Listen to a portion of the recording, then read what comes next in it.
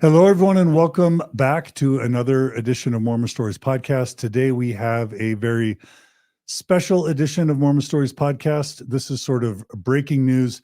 I am your host, John Dehlin.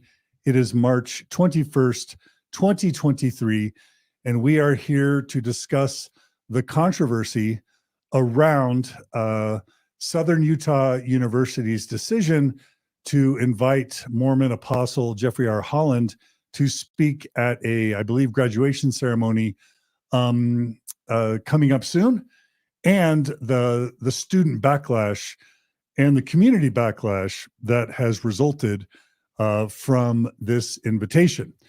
And we are here. I'm here with one of my partners in what I say is truth and righteousness, Gerardo Simano. Hey, Gerardo, thanks for being here. Yeah, thank you for having me. Yeah, my pleasure.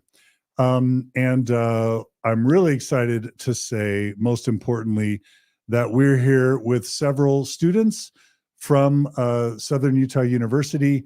We had many people reach out, including alumni, and we just decided that the only people that we wanted to try and have on today's episode were either people who are about to graduate, who would be affected by for whom this would be their graduation ceremony, or other students that feel invested in the Southern Utah University community.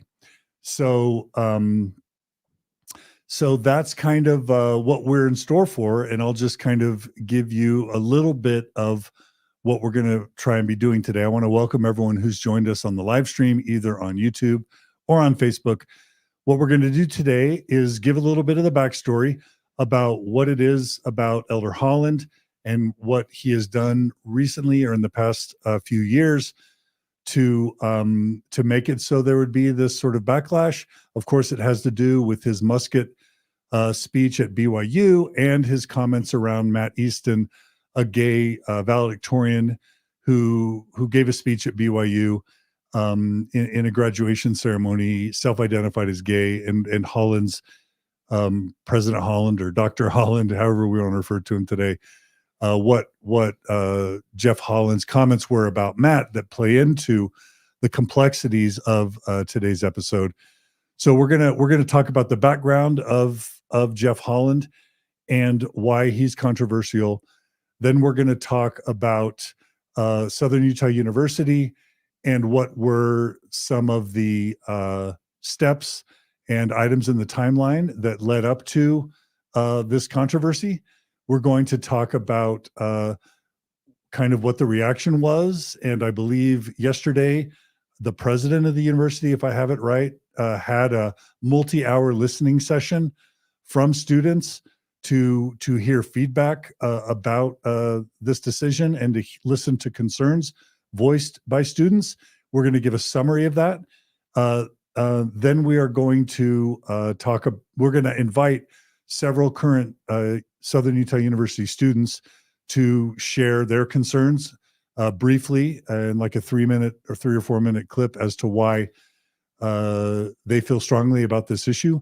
And then we'll be ending maybe with, a next steps call to action so that, people can know that if they want to participate or help raise their voices or participate in any way in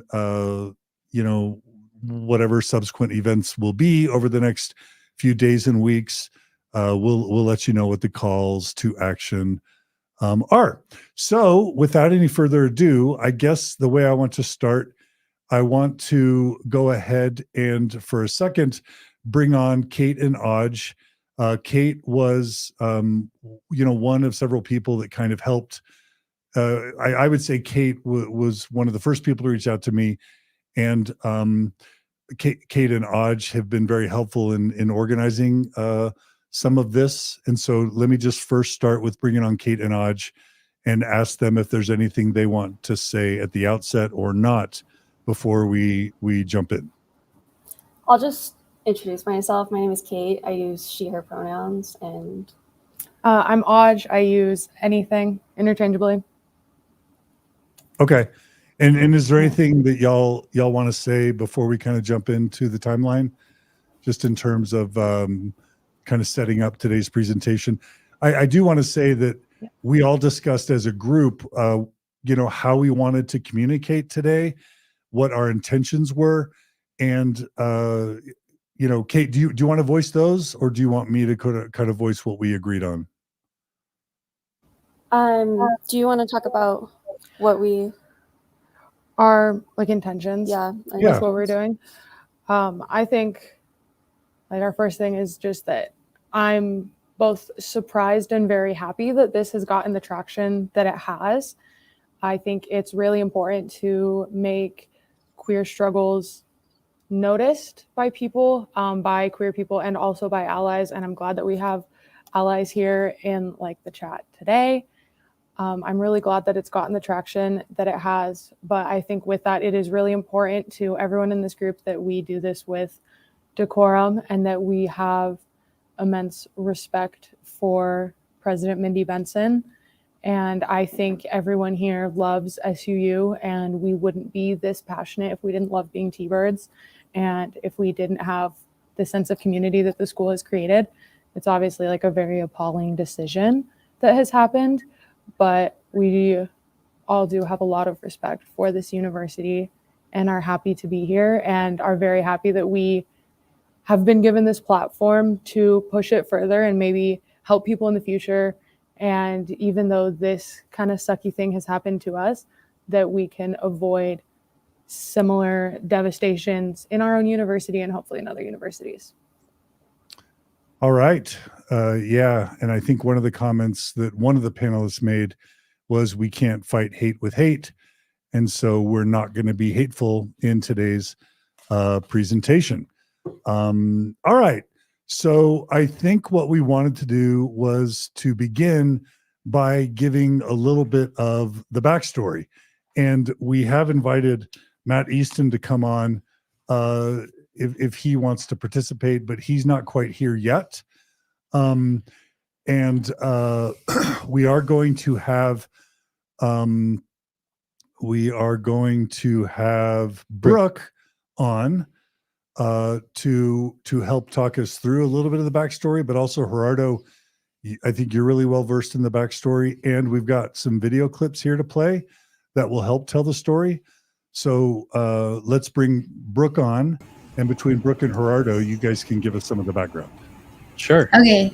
Hi guys, I'm Brook. I am a senior here at Southern Utah University, studying nutrition and chemistry before I head out east for PA school this fall.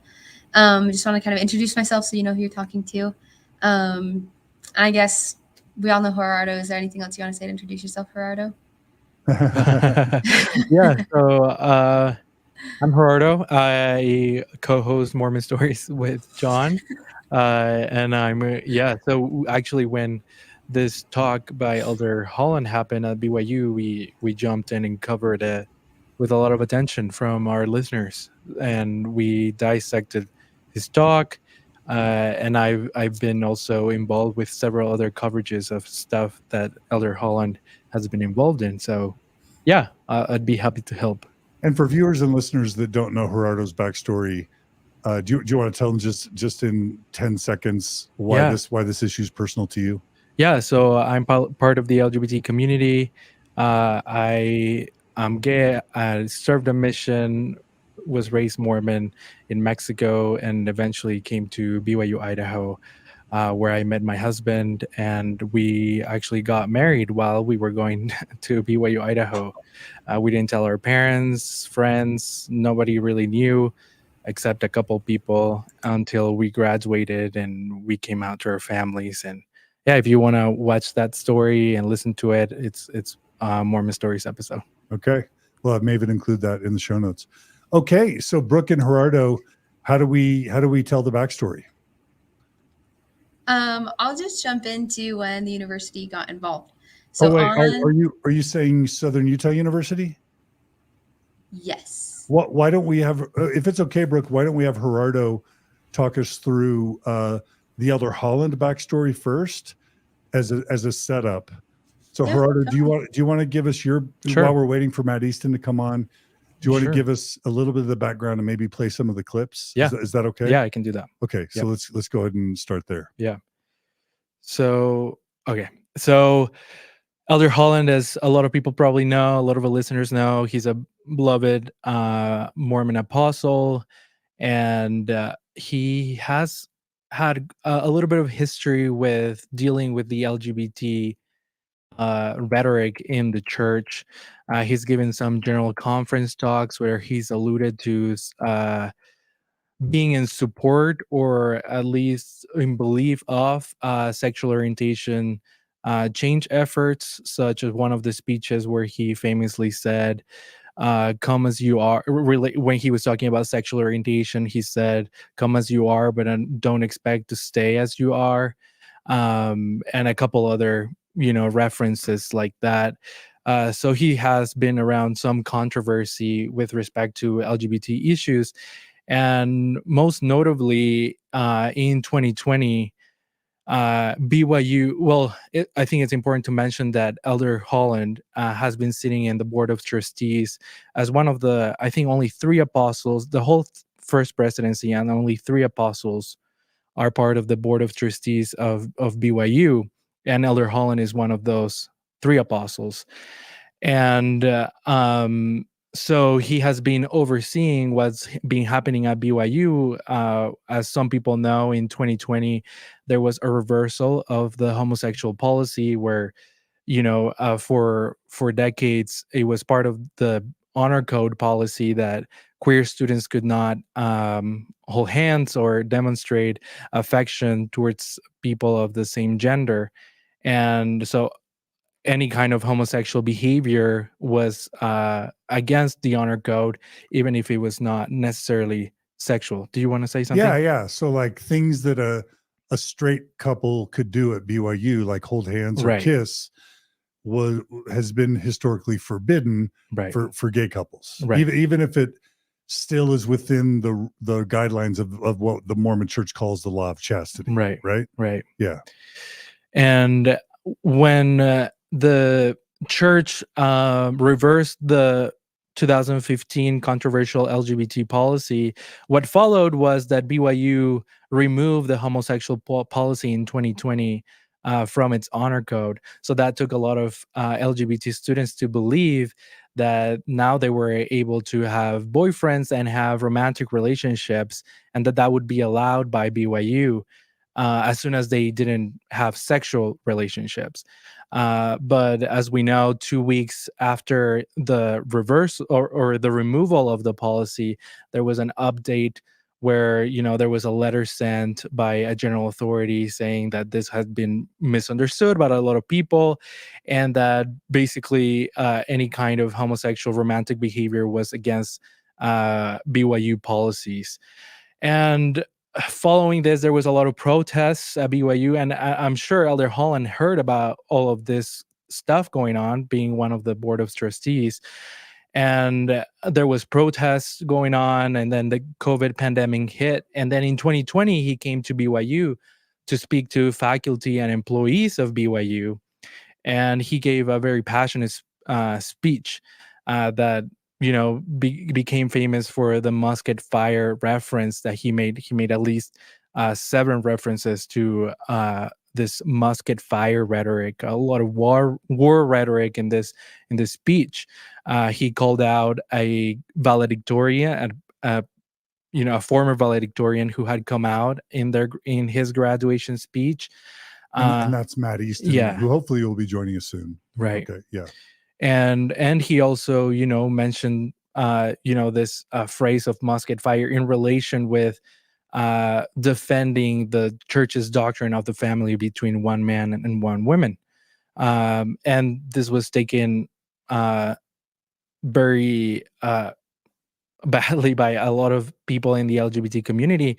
And I would want to point out, even including members, faithful LGBT members, and also faithful members who are not part of the LGBT community, like Patrick Mason, Tom Christofferson. They both did a podcast where they called out this rhetoric and condemned it.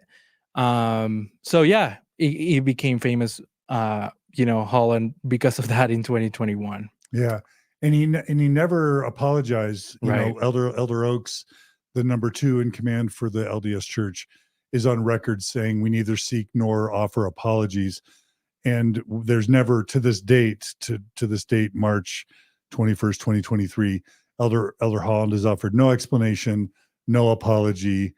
And so, following the church's own guidelines, of repentance, assuming that he even feels like there's something to repent for, which is probably, we don't know. He has not offered any public apology. Right. Correct? Right. Should we play some of these clips really quick just to provide the background? Sure. Okay. Which clip should we play? The first slide first? Yeah. Okay. So we're going to play the first slide. Do you want to tell us what's on this first clip? So this is the reference he made to Matt Easton, the valedictorian who had come out in his graduation speech. Okay. We'll roll the tape. If a student commandeers a graduation podium intended to represent everyone getting diplomas that day, in order to announce his personal sexual orientation, what might another speaker feel free to announce the next year until eventually anything goes? What might commencement come to mean or not mean if we push individual license over institutional dignity for very long? Do we simply end up with more divisiveness in our culture than we already have? And we already have far too much everywhere. Okay, so I want to invite Gerardo and then any panelists to just say, just really briefly, what they found concerning about what he just said. So Gerardo, do you want to start? Yeah, so there's definitely a power differential, an apostle who is known worldwide for his position in the church, calling out this, a BYU graduate whose speech had actually been approved by university officials, and calling this out as hijacking, definitely misrepresenting what actually happened. Because Matt Easton did it and he'll speak himself if he joins us, but he did it in a very faithful way. He said he was proud to be a gay son of God, and this. So yeah, this rhetoric that Elder Holland is advancing of, because people decide to come out or talk about their sexual orientation, that creates divisiveness. And yeah, it's kind of, to me, it's a little problematic. Okay. Any other quick panelists want to make a quick response? We have Alexa raising her hand. I just want to speak to the irony of Dr. Holland saying that if a student is allowed to commandeer a commencement podium and speak their beliefs, what else will be allowed? Commencement ceremonies are about student achievements. If a student would like to speak about their achievements and their background at their own commencement ceremony, I don't see how that's a problem. Like, the commencement ceremony is about them. Beautiful. Thank you, Alexa. Anyone else have just raise your hand if you want, and then Gerardo can see you. Anybody else have a quick comment they want to make? No pressure. Is that Audge raising their hand? Okay. Yes. Yeah. Okay. Audge. Hi. One of the things that he talks about, like, that the commencement is supposed to be for everybody, why should this guy be talking about how he's gay, is very exclusionary, kind of in a retroactive way, that saying it cannot be for everyone if it is queer, which implies that being cis and heterosexual is for everyone. And that is very heteronormative, and I think very harming to people and very othering and exclusionary. And it's also like saying that you shouldn't be talking about sexuality at all, period, when you're really only referring to homosexuality. Like, Holland and many other church speakers often talk about their wives. if you can't talk about sexuality, but you're married to a woman, that is implying that you are, or at least pretending to be, attracted to a woman and probably straight, which is a show of sexuality. And so I think there is that very intense heteronormativity and exclusionary parts as well. And obviously, as we talked about, as Electa's talked about with the power indifference, incredibly inappropriate to say that about like an 18-year-old. Thank you, Audge. Right. Powerful. Was there one other? Dallin is raising his okay, hand. Dallin? You have to unmute yourself, Dallin. Sorry. Yes. Something else I just think is important to note is sort of the mixed messaging that Elder Holland is bringing into this. Because on one hand, the church is saying, you know, gay people belong in a church. We want you here.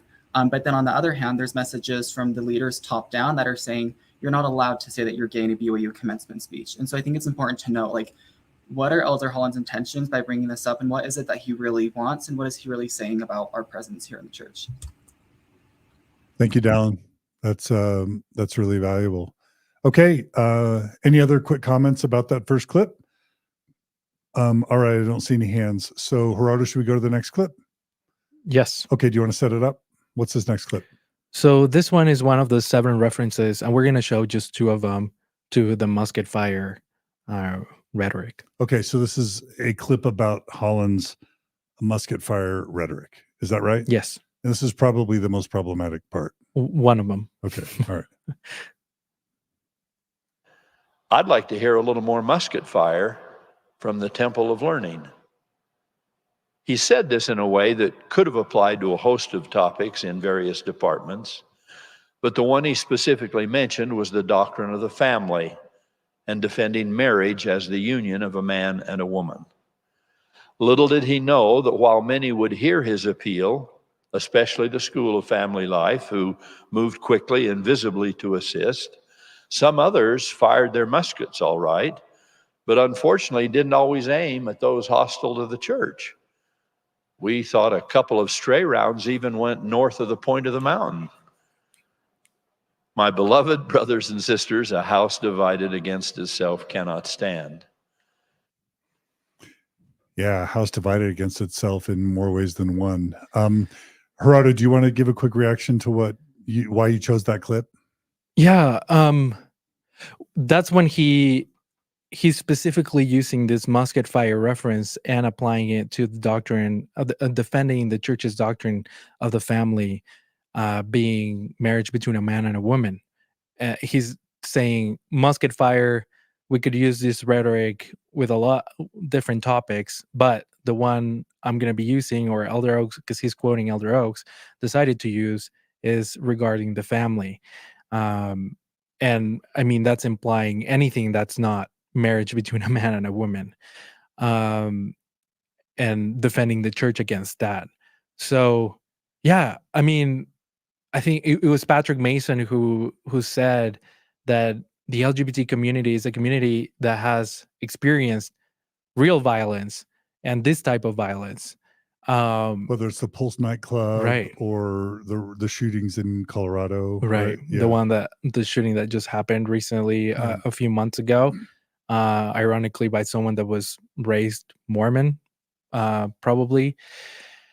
Yeah, so it is problematic that he's using this kind of rhetoric. Okay, I want to invite other members of the panel. I just see Maddie just joined us. I want to let me just take a second to welcome Matt Easton to the chat. Hey Matt, go ahead and talk. Let's make sure your microphone's working okay. Yeah. Hey everyone, how's it going? Can you hear me? Yeah. Hi Matt. Thanks for joining us. Thank you for having me. Sorry I'm a little late, but oh no worries. We're just thrilled you joined us. So Matt, we just to give you a heads up, we were just doing the introduction right now of Holland's Musket talk, and we've already played the clip where he kind of denounces you as commandeering the podium, and then we played the first Musket-fire clip. So maybe it would make sense to go ahead and invite you to just share. And it's hard because you haven't heard any of the background, but we basically tried to describe a little bit of the background, but if you want to take just a minute or two to just talk about what it was about your experience in Elder Holland's previous talks, and your life experience, that how that was for you to have him speak that way. We have a whole Mormon Stories episode about it, but also to what extent that made this issue at Southern Utah University kind of call to your attention more. So let's just give you a minute or two to kind of introduce yourself and to just share a little perspective about Holland and how this is called to your attention, the SUU thing. Absolutely. Thank you. Yeah, I would highly recommend, if anyone's listening and hasn't had a chance to listen to my Mormon story with John and a couple other people. I had a great experience doing it, so I definitely recommend that. But yeah, as John said, I'm the student that gave a speech at graduation at BYU and came out during my speech. And 2 years later, Elder Holland gave that Musket speech and called me out, saying what I did was kind of selfish and took away from the ceremony, which definitely I have to say that critique I still feel is not super accurate, particularly because I got approval and also because I think that the message of the speech was quite appropriate for the setting.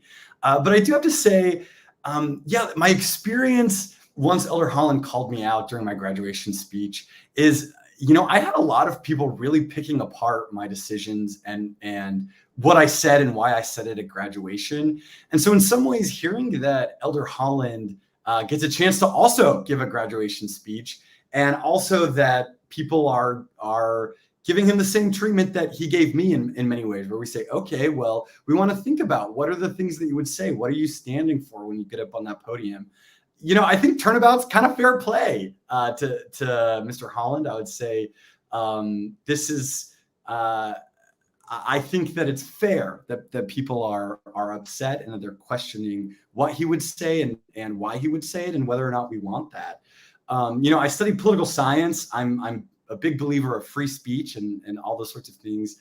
But I do think this situation is a little bit different because, Mr. Holland used his free speech to give that Musket talk, use that free speech to critique the way that people give graduation speeches. And these are the consequences, and I do believe that having him give a speech at graduation, it does in many ways, I think, show that the university supports what he said in that message. And I understand that people give talks all the time in different venues and situations where they might not align or agree with 100% the values of that institution they're speaking at.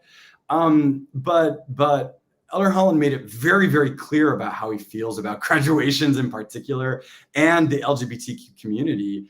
And so I think it's very safe to extrapolate those meetings and to see that the university is standing for those by letting somebody like Jeff speak at graduation.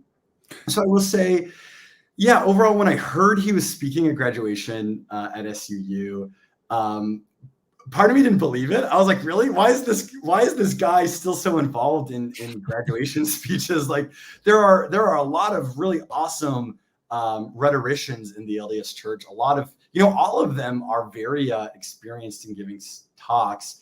It feels a little bit pointed that it would be Jeffrey Holland. And in some ways, I wonder if maybe it's an effort for the church and that team to kind of clean up their PR or reclaim this narrative of Holland and graduations in particular. I don't know, but I think that it is upsetting for me, at least, as somebody who has been in those same shoes of speaking at graduation and standing up for marginalized communities like my own, to then give that same podium to somebody who has kind of spit it back in our faces. I think it definitely hurts. And, I'm concerned for the queer students on campus. My little sister and her husband are actually both SUU students. So my little sister, she's the one that told me about this. First of all, she's the one that broke the news. And she's really upset. She's quite active LDS. She was just married in the temple in January. So she's not apostate by any sense of the word. And even she understood that this makes queer students on her campus feel unsafe and feel that that their community would allow somebody like Jeffrey Holland to get up on the stage and make similar claims or to speak about similar things. You know, Jeffrey Holland, he gave the feedback in his speech to me that it is undignified and wrong to make a commencement speech all about yourself, which I think is a little funny because how else do we speak other than drawing on our own experiences? But by his same logic, I really don't see what he could be speaking about.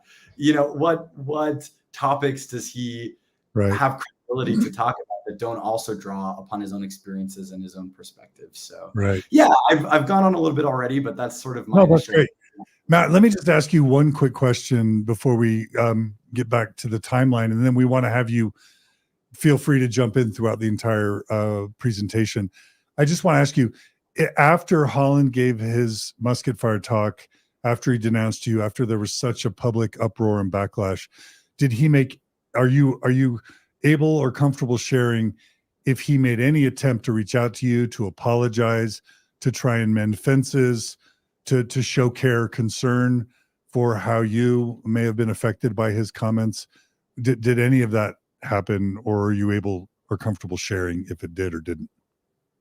Yeah, I can share. He made no effort to reach out to me. I wrote him a private letter, excuse me. I also wrote like an open letter in the Salt Lake Tribune. So I definitely reached out to him asking for clarification or possibly to make amends. I will say my father, who's an active member in the church, he wrote to Elder Holland, and Elder Holland did reply to my father. And he apologized for hurting my parents' feelings and admonished them to continue actively paying tithing and to continue, in their activities in the church, which it hurt me. I'm not going to lie. It hurt me because, why would he apologize to my dad and not to myself, and furthermore, my dad, he actually didn't tell me about this. I only found out several months later through my siblings. And I think that just speaks to how he really wasn't, I think, he didn't feel bad about how he made me feel, or at least I don't think he did. And he was more concerned about losing active tithing paying members. I mean, I'm never speechless, and I'm a little bit speechless. I'm so sorry, Matt. That would just feel awful. I'm so sorry. Yeah. Okay.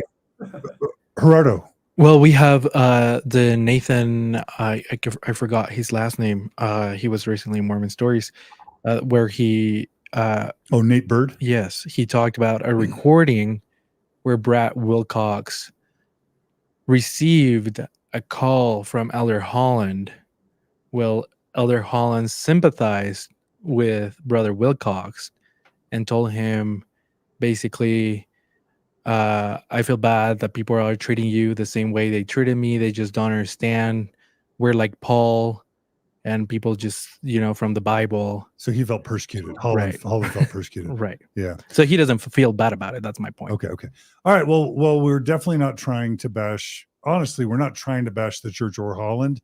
We are trying to report what happened. And Matt, I think it's legitimate for you to share your experiences and share how you feel. We asked the panel if they were okay with you joining, and they were. So Matt, so far it's been super valuable. Thank you so much for being here and for chiming in. Let's go ahead and go to maybe the third clip, Gerardo. Does that sound right? Yes. Do you want to set this clip up? This is just one more reference for Musket-fire. I thought maybe 2 would do. Okay. So we'll go ahead and play the final clip, and then I do want to get back to the panelists. One thing I didn't have the panelists do is respond to the Musket-fire talk. This is another Musket-fire. And to share why. So what we'll do is we'll play the final clip, and then we'll open it up to the panel to discuss their reactions to Holland's Musket-fire comments. Is that okay? Sure. All right, let's do it. Sensitive, demanding balance in our lives. Musket-fire, yes, we will always need defenders of the faith. But friendly fire is a tragedy. And from time to time, the church, its leaders, and some of our colleagues within the university community have taken such fire on this campus. And sometimes it isn't friendly, wounding students and the parents of students. So many who are confused about what so much recent flag waving and parade holding on this issue means. My beloved friends, this kind of confusion and conflict ought not to be, not here.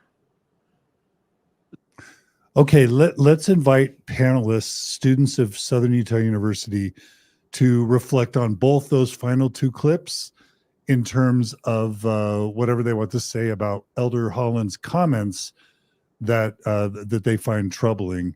And we'll just have them raise their hand, and then Gerardo will put them on the screen, and we'll ask you to unmute your mics as you talk. So I guess it's Hannah first. I remember when the whole Musket-fire talk happened, and I remember being like, thank God I'm not at BYU, and then I chose SUU because it's so much more accepting, and then now we're here, so. Thank you, Hannah. That's sobering. Okay, next comments. Just raise your hand if anybody else wants to. Okay, so we have Audge. Go ahead, Audge. I have a couple of comments, but I also wanted to ask a question to you or some other panelists, because I read through this talk while preparing a speech for the president of our university. We'll get into that later. But and hearing everything about it, when he talks about friendly fire, and I guess I'm just a little confused on what he meant by friendly fire. If anyone has some better insights, what I have interpreted that as is don't come back and fight the church, and a far more aggressive version of the doubt your doubts before you doubt your faith kind of thing. And like, you know, don't just go out and support the gay people because then you're firing back at the church. But if anyone has other thoughts on what they think that means, I would be interested in that. And then I have some other comments as well later. I mean, I'll let Gerardo and or Matt speak first. I obviously have thoughts and feelings about that, but Gerardo, why don't you go first? or Matt or any other panelist? Yeah. Sure. I mean, I think that's exactly what it means. I mean, I think the brethren were taken back by how much support for the LGBT community was. Where at BYU, right? When the river by who? Who at BYU? By faithful, believing Latter-day Saints who were students at BYU, and professors, and members of the community, bishops. That's friendly fire. That's people who are supposed to be listening to the apostles, but they're here saying, no, we ought to support our LGBT family members and community members. I mean, there's clearly a ton of BYU faculty who are LGBTQ affirming, and some of them outspoken. We know that because just in the past 3 to 6 months, the church has been purging. They changed their policy on, temple recommends and church employees and BYU faculty. Which Holland is probably responsible for, at least part, being one of the board of trustees of BYU. Yeah, so they've been purging BYU faculty that are LGBTQ affirming.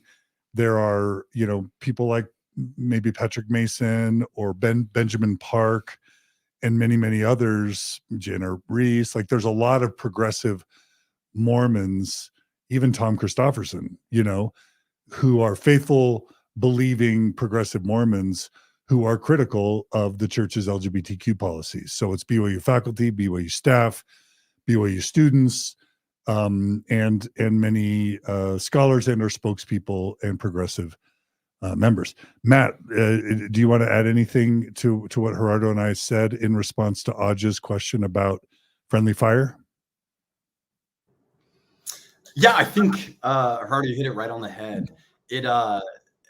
it just reminds me of the anecdote that Elder Holland talks about in that same speech, where he got a letter from a mom of a prospective student, I think, or maybe the student was already there, and how she was so tearful and confused because, she was walking on campus and saw rainbows, and it wasn't the community she remembered and the values she remembered. And I mean, to me, I guess that's the friendly fire he's referring to, that we're hurting our own community by like challenging these values. But I just keep coming back to this idea that, yes, I understand that it's difficult for conservative people to see that, they no longer can be openly homophobic, or that we have to create spaces now that are welcoming to people who don't fit into like binary norms. And that can be hard, but the alternative is that people who don't fit in, who need that help and support, who need to see those rainbows, that we're not getting any sort of support at all. And that the alternative is that so many of us are dying by suicide and are living our lives so unhappily and so depressed and full of so much inner turmoil that doesn't need to be there. And so I don't know, it's hard for me to buy into this idea of like friendly fire and musket fire, and that do we really need to fight back against these people who were just trying to survive. But I think that that's what Holland was referring to in the talk, is that signaling anything that might be misconstrued as like progressive or liberal or open-minded is like attacking and hurting the church, which it doesn't have to be. I think that there is a reality, that a world that exists in which you can have rainbows, and that it supports and strengthens a community. So yeah, that was my perception of what he meant by that. Love it. Thanks, Matt. We've got a hand raised by Brook. Let's switch to Brook. And make sure, yeah, go ahead, Brook. I think something that's interesting with his friendly fire comment is that he's setting us versus them. You're either in the church or you're shooting at the church. And that's, at least to me, that's not at all what this is about. This is about, trying to build a space where we can all exist together. But how are we going to do that with guns? And when he's saying like, turning your muskets for friendly fire, if he's giving every person in the church a metaphorical musket, then for there to be friendly fire, that means people from the church are leaving, to oppose the church on this issue. And kind of the scary thing is that he's saying then there's going to be friendly fire, saying that, like, if you as an ally leave his opinions and go and try and support the LGBTQ community, you are now also opening yourself up to musket fire. And I think that's scary, that he's not, like, it's awful and it's terrible that he's, we're aiming muskets at anybody, but that he's opening it up to say, if you don't agree with the way that I believe this, you are now also, opening yourself up to musket fire. All right. Beautiful. Thank you, Brooke. Alexa's raising. Wait, is Tanner raising? Okay, go ahead, Alexa. In response to, I think a lot of people, both current Mormons and non-Mormons, are claiming that Dr. Holland was not aware or doesn't understand how this rhetoric can be construed as violent when you're talking about guns. Two, he has a PhD from Yale. Like, I do not think that we can assume that this man does not understand the full weight of his words. He's not dumb. He is a smart man, and I think that he should be held accountable to that level of intelligence. Yeah, and power and privilege as well. Especially as a special witness for Jesus Christ, which is what Mormon apostles claim to be. And if Jesus is the Prince of Peace, many say there's just no room for any gun rhetoric ever by a representative of the Prince of Peace. Audge okay. No, we have Brook. Is that Brook? And then Audge. I was just going to say that Robbie and Mikey have something to say. Oh, let's do Robbie and Mikey first. Hi, it's just Robbie for this. Okay, Robbie. I wanted to bring up something that I think is important, and that I've heard a lot of members in my own family say, that the musket fire was a metaphor and that it shouldn't be taken the way that we're taking it, and literally. And to that, I kind of just want to bring up chronologically what happened immediately after he gave this talk. Is there was a hate crime basically on BYU campus, where someone was like saying slurs to queer students on campus. And I think it's important to remember that his words have power and continue to have power. And this violent rhetoric, even if I'd love to give him the benefit of the doubt, but at this point, it seems that rhetoric has consequences. Thank you, Robbie. Audge. I really liked the little blip of my speech that I wrote on this Musket-fire, so I just wanted to read that little paragraph, if that's okay with you, John. Sure. Awesome. Statistically, queer people are far more likely to be the victims of crime than to be the perpetrators, but he cast us as the enemy. And how did he say it? There are a lot of metaphors that he could have used for defense. He could have talked about a wall or a fortress, maybe a watchtower. He could have talked about a moat to keep us out or a barricade we couldn't cross. All of these are exclusionary and cruel, but at least they would have been nonviolent. But which one did Elder Holland choose? Musket-fire. He chose his metaphor, guns and bullets and death. And this is a man who gives speeches for a living. So let's show him at least enough respect to admit that he knows how to say what he means. He doesn't matter if you personally do not interpret that speech as a violent call to arms, because many other people did, and their campuses are a more dangerous place now because of it. Powerful. Wow. Thanks, Audge. Gerardo? Yeah. That's great. Yeah. Great. Okay. All right. So really quickly, we should probably go on to the Southern Utah University part of this. Any final really critical contributions before we jump to how this relates to Southern Utah University? Are we good? Okay. So now what I'd like to do is bring on Brook. And Brook, if you can tell us how it kind of is that you have a little bit of an inside view of, you know, the SUU part of this story, and then maybe narrate for us, you know, what you're able to share about the SUU backstory leading up to the controversy. Yeah, so I have been a student activist here at SUU the whole time that I've been here. I helped with, I don't know if you guys did any coverage on it, but in September, the Black Menaces and REAP worked together to have a large protest just to fight for equality in education. And starting there, I've kind of taken a very active role in fighting for a place for our queer siblings here on campus. So when I heard that Elder Holland was going to be speaking at commencement, that was kind of mama bear mode turned on. And so some of my friends got together. We started a group chat. One of my close friends started the Petition. So really close with people in the CDI and the Q Center. Those are our safe places on campus. So just involved in the advocacy work here. So through this week, I just kind of set up a timeline that I want to take you guys through before we start more on the conversation, so you guys can kind of recognize what we're referencing now that we all kind of know who Dr. Holland is. So on Thursday, the university made the announcement that Dr. Holland would be speaking at our commencement this April. And I just want to read the official address that the university gave for that. So they said, we are delighted like March 17th or March 18th, around then? Yeah, so this was released on March 16th, Thursday, Okay, March 16th, 2023. Thank you. So President Mindy Benson said, we are delighted to welcome Elder Holland as our commencement speaker this year. His Southern Utah roots and dedication to education and learning are timely as we wrap up our 125th anniversary year. His address will offer inspiration to our graduates and to embrace lifelong learning and give back to their community as they leave SUU and continue to build their lives. Elder Holland was ordained a member of the Quorum of the 12 Apostles of the Church of Jesus Christ of Latter-day Saints in 1994.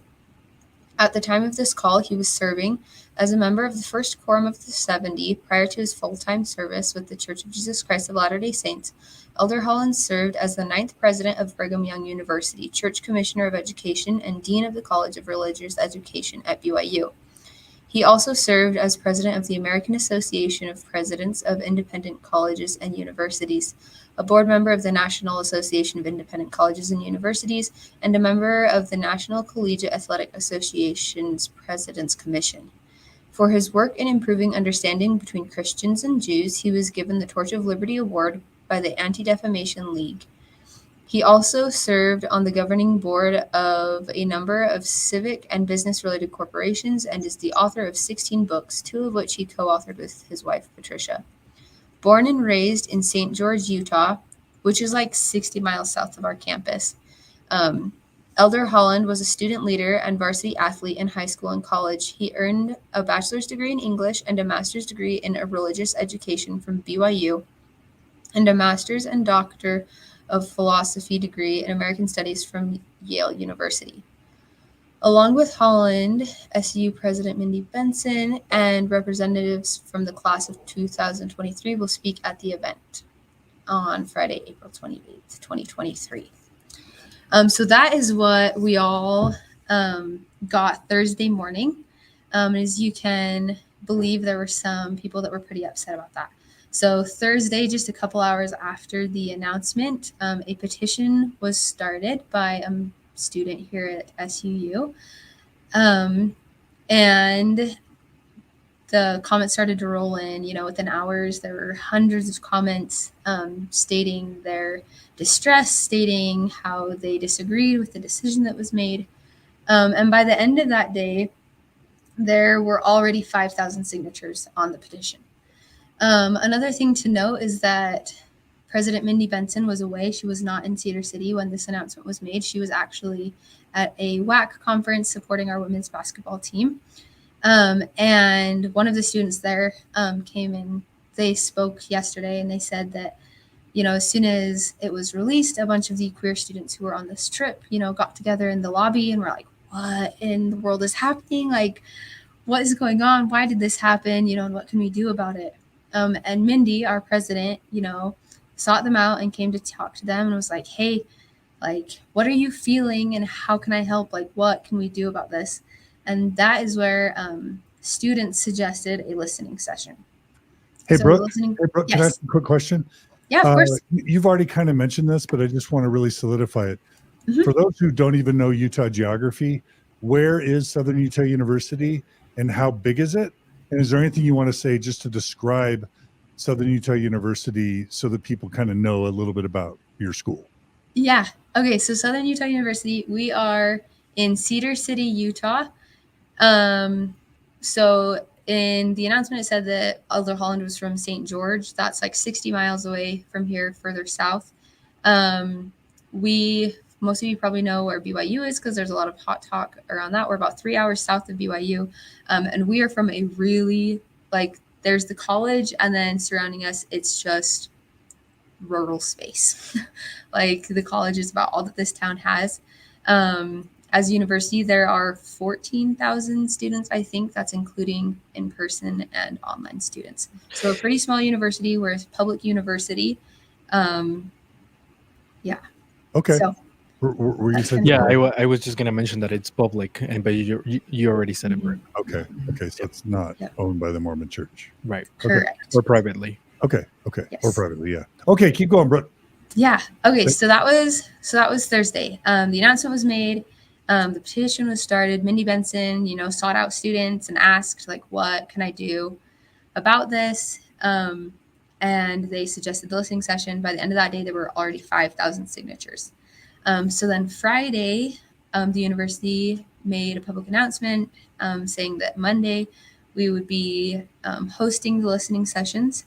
And the petition continued to circulate. Of course, at this time, there were anti-petitions to the petition, or there, people that opposed our work were starting to kind of gather themselves together and also continue to write open letters. I think Thursday we also got our first news article, or maybe it was Saturday by the Trib.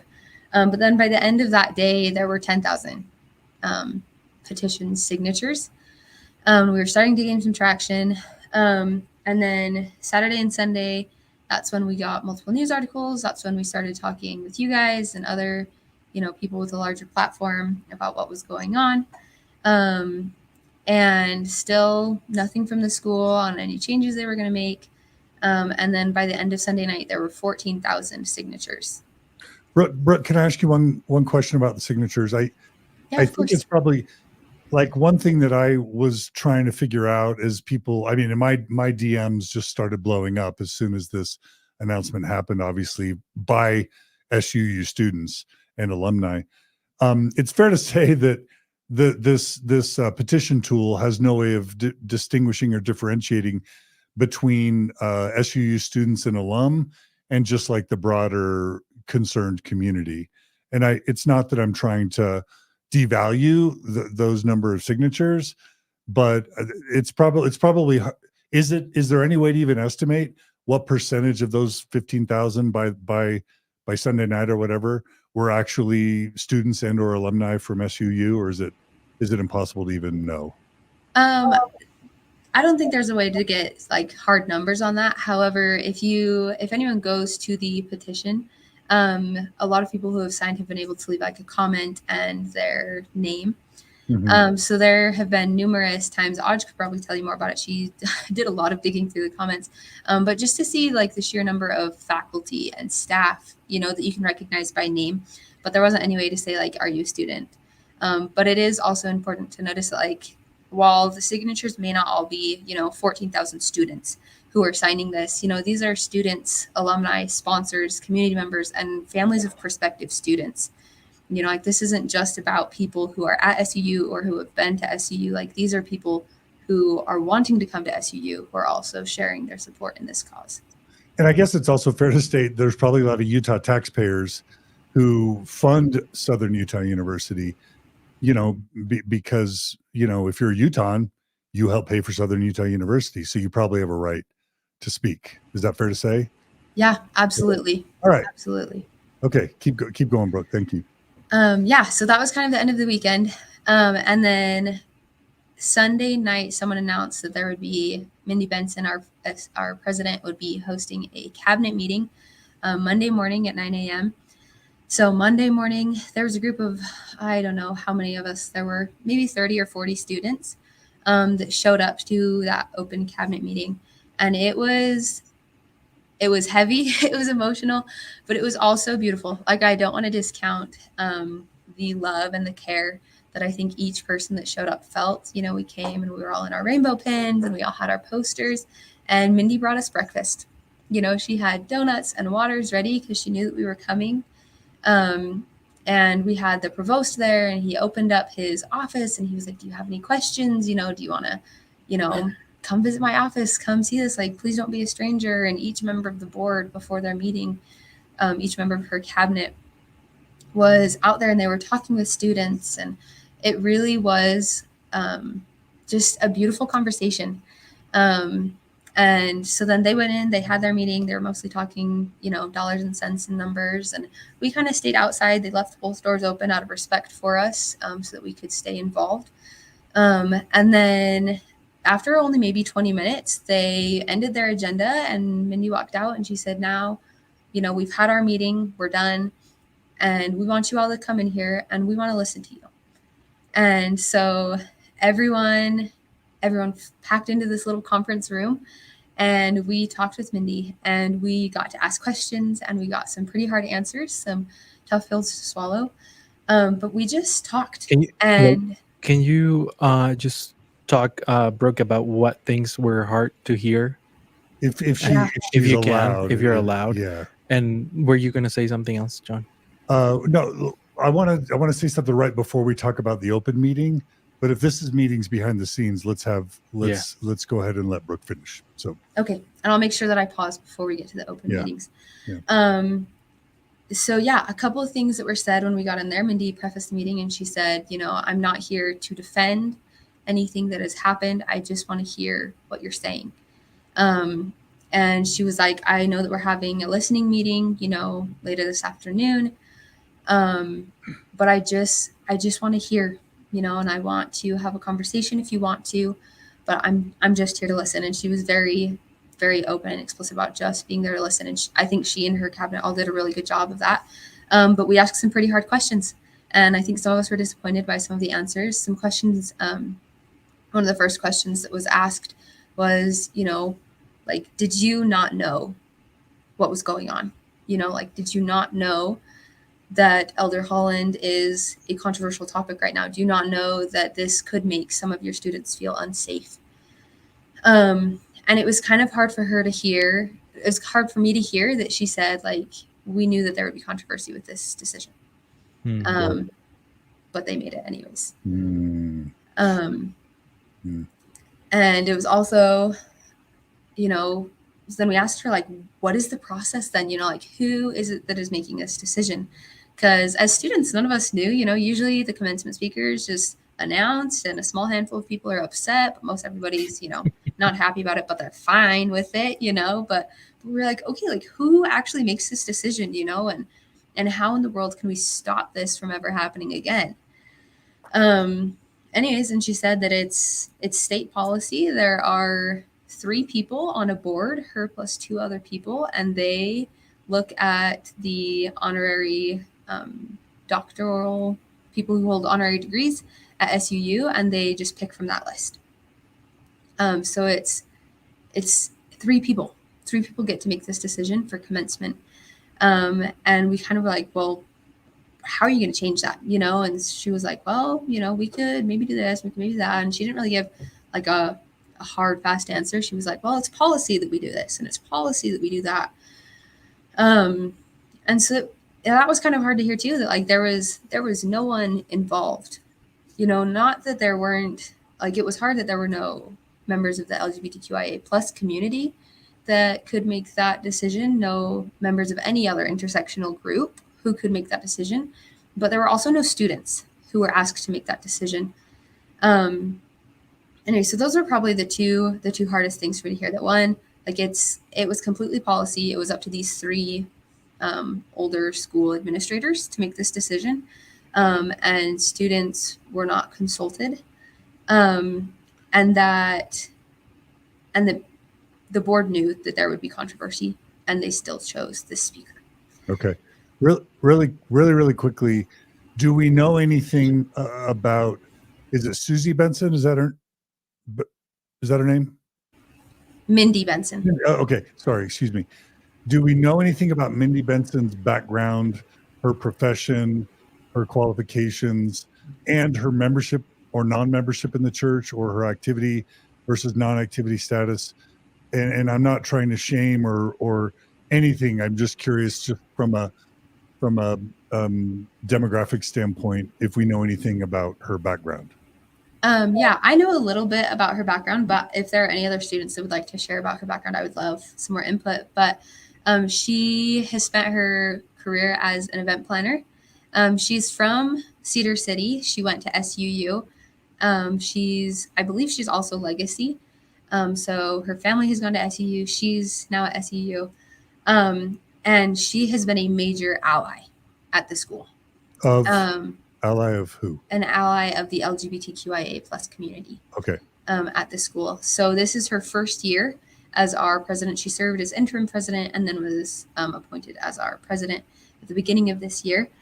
And I think generally the student body has been very, very proud and very, very pleased with everything that she's done for the university. If any other students want to chime in on that. But up until this weekend, I had never heard a negative word about Mindy Benson. Alexa wants to say something. Alexa. I just wanted to clarify that she is SUU's first female president, and she spent also as an event planner, but she also was heavily involved in the university for decades prior to being chosen as interim president after Scott Wyatt left. Okay. All right. I wonder, does she have a PhD, which is normally a requirement to be a president of a university? And I'm just curious about that, and I'm curious if anybody even would have any idea about her. Is she LDS or not? Is she participating LDS or not? Does anybody have any idea? Dallin's raising his hand. Yeah, so I just wanted to add my knowledge about her. So I've taken one of her event planning classes that she still teaches back in, I think, my sophomore year. I'm a junior right now. And I really enjoyed her event planning class. She's really good at what she does. Her background as an event planner. And like Brooke said, she's very beloved by her students. We all love her as our president. She is, I believe, an active member of the LDS Church. I remember attending a stake devotional, I think about a year ago, and she spoke there. She was their main speaker. So as far as I know, she is an active member of the church. And if not active, still like very supportive, you know, enough for her to be asked to speak at a multi-stake devotional. Got it. Okay, I don't know. You can be an ally or not as an active member of the church. I am reading on her bio. She holds a Bachelor of Science in Zoology and a Master of Arts in Professional Communication from SUU. She does not have a PhD, which to me is weird to have a president of a major university or of a university who doesn't have a PhD and who doesn't have a background in this sort of thing, at least as a vice president or a provost of other universities. But this is a little bit relevant because, like, in Utah, sometimes the state legislature and the Board of Regents, whoever those people are, will influence who becomes president of universities. And ironically, one of the most important historical examples of this was when Jeffrey R. Holland, I'm sure, along with the LDS Church, used their influence to kind of pick Matt Holland, who was only like a professor of political science at BYU University. They kind of cherry-picked him and made him president of Utah Valley University when he had never even been, I don't even think he'd ever been a department head, let alone like a vice president or a provost of any other university. And, I guess if this state is run by the Mormon Church, which it kind of is, I guess they have the right to pick who's the president of the state-run universities. But I do think that that presents a bit of a conflict of interest if the Mormon Church is pulling the strings about who becomes president and they're selecting active believing members whenever they can to be the president of secular universities, of state-run secular universities. I think that might sometimes present a conflict of interest between secular or LGBT affirming citizens and students and the interests of the LDS Church. Not to throw any shade on Mindy Benson, because I can tell she's very beloved and it's great to hear she's an ally. One other thing I'll say is, as a cousin of Ezra Taft Benson, the former prophet of the Mormon Church, who was very conservative and very controversial, there's a lot of people that are triggered by the name Benson, which is not her fault, and she may not even be related to Ezra Taft Benson, but I'm just saying that name is going to be triggering to Mormons. Yeah, for that reason. Okay, Brooke, let's go back to you. Yeah, so we were in the cabinet meeting, and yeah, just our biggest questions were why he was picked and how that process went.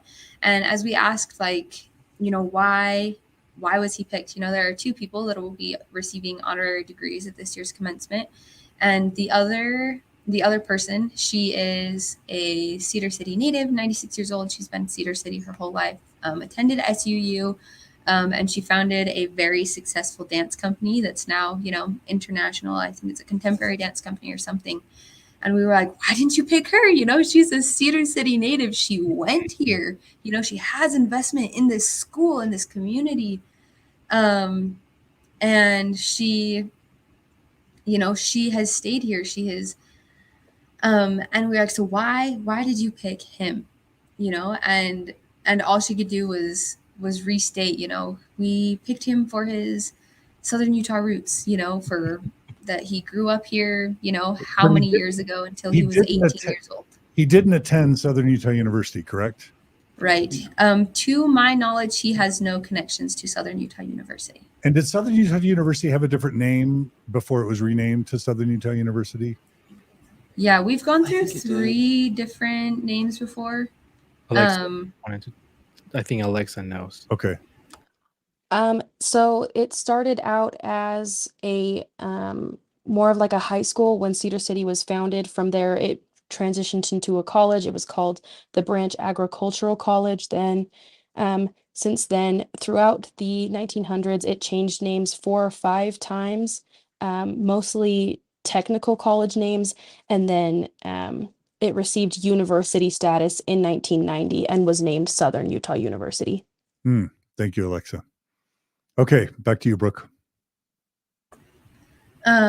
Yeah, so we were sitting in that meeting, and all she could say was, we want him for his academic achievement and his Southern Utah roots. Gerardo's laughing. Why are you laughing? Well, in his biography that the university posted, they say how that he's been a general authority for a long time, and we all know general authorities is a full-time job. Before he was an apostle, he was a general authority as a full-time job, and that has nothing to do with academic qualifications. Yeah, I think whoever it was that said, maybe it was Maddie who said this, that it almost sounds like the marketing PR department at the Mormon Church said, how do we revitalize Elder Holland's damaged image after BYU? I know, let's have him give another commencement address on his home, what he considers to be his home field, which is Southern Utah. And it almost sounds like the word came down to President Mindy Benson, you got to do this. And I wouldn't want any of the students to comment if they don't want to, but sometimes donations also contribute to this kind of decisions. Yeah, but I just can't imagine the Mormon Church needing to donate to SUU to get Holland to speak. It would be more, hey, you guys do this through the state legislature or the Board of Regents or whatever. Okay. Let's go ahead and go back to Brook. Yeah, so he was picked, solely based off of the fact that he lived here till he was 18 years old, 50 or 60 years ago. And she'd said, we want a predominant person in the culture here. We want someone that people will, a successful predominant person in the culture. And some of us could only chuckle because the only thing that makes him predominant is his status as an apostle in the Church of Jesus Christ of Latter-day Saints. Even though when the university made their announcement, they listed off, 10 or 12 incredible, academic achievements or achievements in his career before he became an apostle, like none of that makes him prominent. In the listening sessions yesterday, the people that would come up to defend him, like nobody recognized those things because that's not who he is here. That's not who he is in this space. That's not who he is here in the state of Utah. That's not what anybody knows him for. They know him for his religious standing. And I think that was really important to me that we're saying we're bringing him here because of his academics. But if we want an academic, there are so many other academics we could bring in who are not religiously affiliated or who have investment in this university for Pete's sake. Like there are so many other people we could pick. Anyways, so that's kind of how the cabinet meeting ended. We all shared our stories. And Mindy and her cabinet, even though there were some pretty hard questions that we asked, they all handled it really well. They just listened. And even when we would ask for her opinion, she would say, I hear that you're asking me a question. I don't want this to come off as defense. Is it okay if I share this piece with you? And would get consent from everyone in the room, that before she shared sometimes an intention behind what she was doing because she just was so cautious and didn't want this to sound like she was trying to defend herself. And multiple times throughout the meeting, she was just like, I am sorry. While also recognizing that there was a mistake made. And then, meeting adjourned, we all laughed, we all cried together. And I wish more people had been there because it was just such an emotional meeting. And then everybody left. We kept, meeting together. This was maybe just before 11 o'clock. Then she took a 2-hour break and headed into the opening listening sessions that had been announced on Friday morning. Originally, it was announced that there would be a meeting at 1 p.m. and then a meeting at 4 p.m. and students were invited to attend one or both of the meetings. So as the meeting started, 12 p.m. and 4 p.m. And so originally there were meetings at 9, she had her cabinet meeting, at 12 she had a listening meeting, and at 4 she had another listening meeting. So 9 o'clock, we went till 11 o'clock in that meeting just because everyone had things they wanted to share. Then she went to her 12 o'clock meeting. And most people had anticipated an hour, maybe 2. As they opened the doors, though, the ballroom completely filled. Every seat was filled in the ballroom, which is where these listening meetings were held, to the point where even like halfway through the meetings, they were like pulling out more racks of chairs just so then people wouldn't have to stand, multiple people thick around the edges of the room. And that first meeting that started at noon ran all the way until 3:40 when Mindy Benson, who served as a moderator for this conversation, asked for a short break for 20 minutes before they started the next listening session. So on the stage for these events, there was Mindy Benson and the other 2 members of the board that made the original decision to have Dr. Holland speak as our commencement speaker. And they just all sat and listened to what people had to say. There were 3 open mics throughout the room, and people just lined up to the back of the room and just took turns speaking. And I thought Mindy was incredibly composed and had she was just so composed the entire time that she was there. She would get up, and when every student came up, she'd say, "Okay, what is your name?" They'd say their name, and then she'd be like, "Okay, it's so nice to meet you. Please share your story." And then they'd share for a couple minutes. And then at the end of almost every speech, she would address them by name again and say, "Thank you, so-and-so," and use their name. And then she'd move on to the next speaker and say, "Hi, how are you?" And then they'd introduce themselves and she'd say, "Good afternoon, so-and-so," or "Thank you, so-and-so." And that was I thought it was beautiful. Yeah.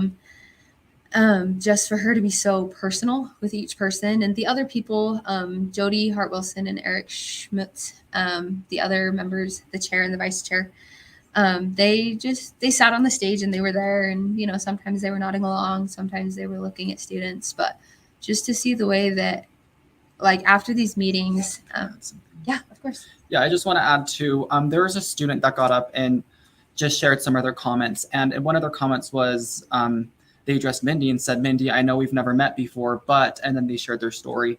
And at the end of the story, Mindy got off the stage that she was on and she shook their hand and said, "Nice to meet you, so-and-so. I'm glad we can meet now."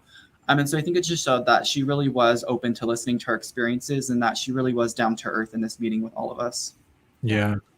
Was she, I don't know if she was taking notes on the name, but just the fact that she would, the person would say their name and then remember the name after they have spoken and thank them by name, that's really powerful. I think Cate wants to say something. I also just wanted to express how impressed I was with President Mindy Benson and how much respect that she showed the students speaking and how much care she showed. Just her body language showed that she was actively listening.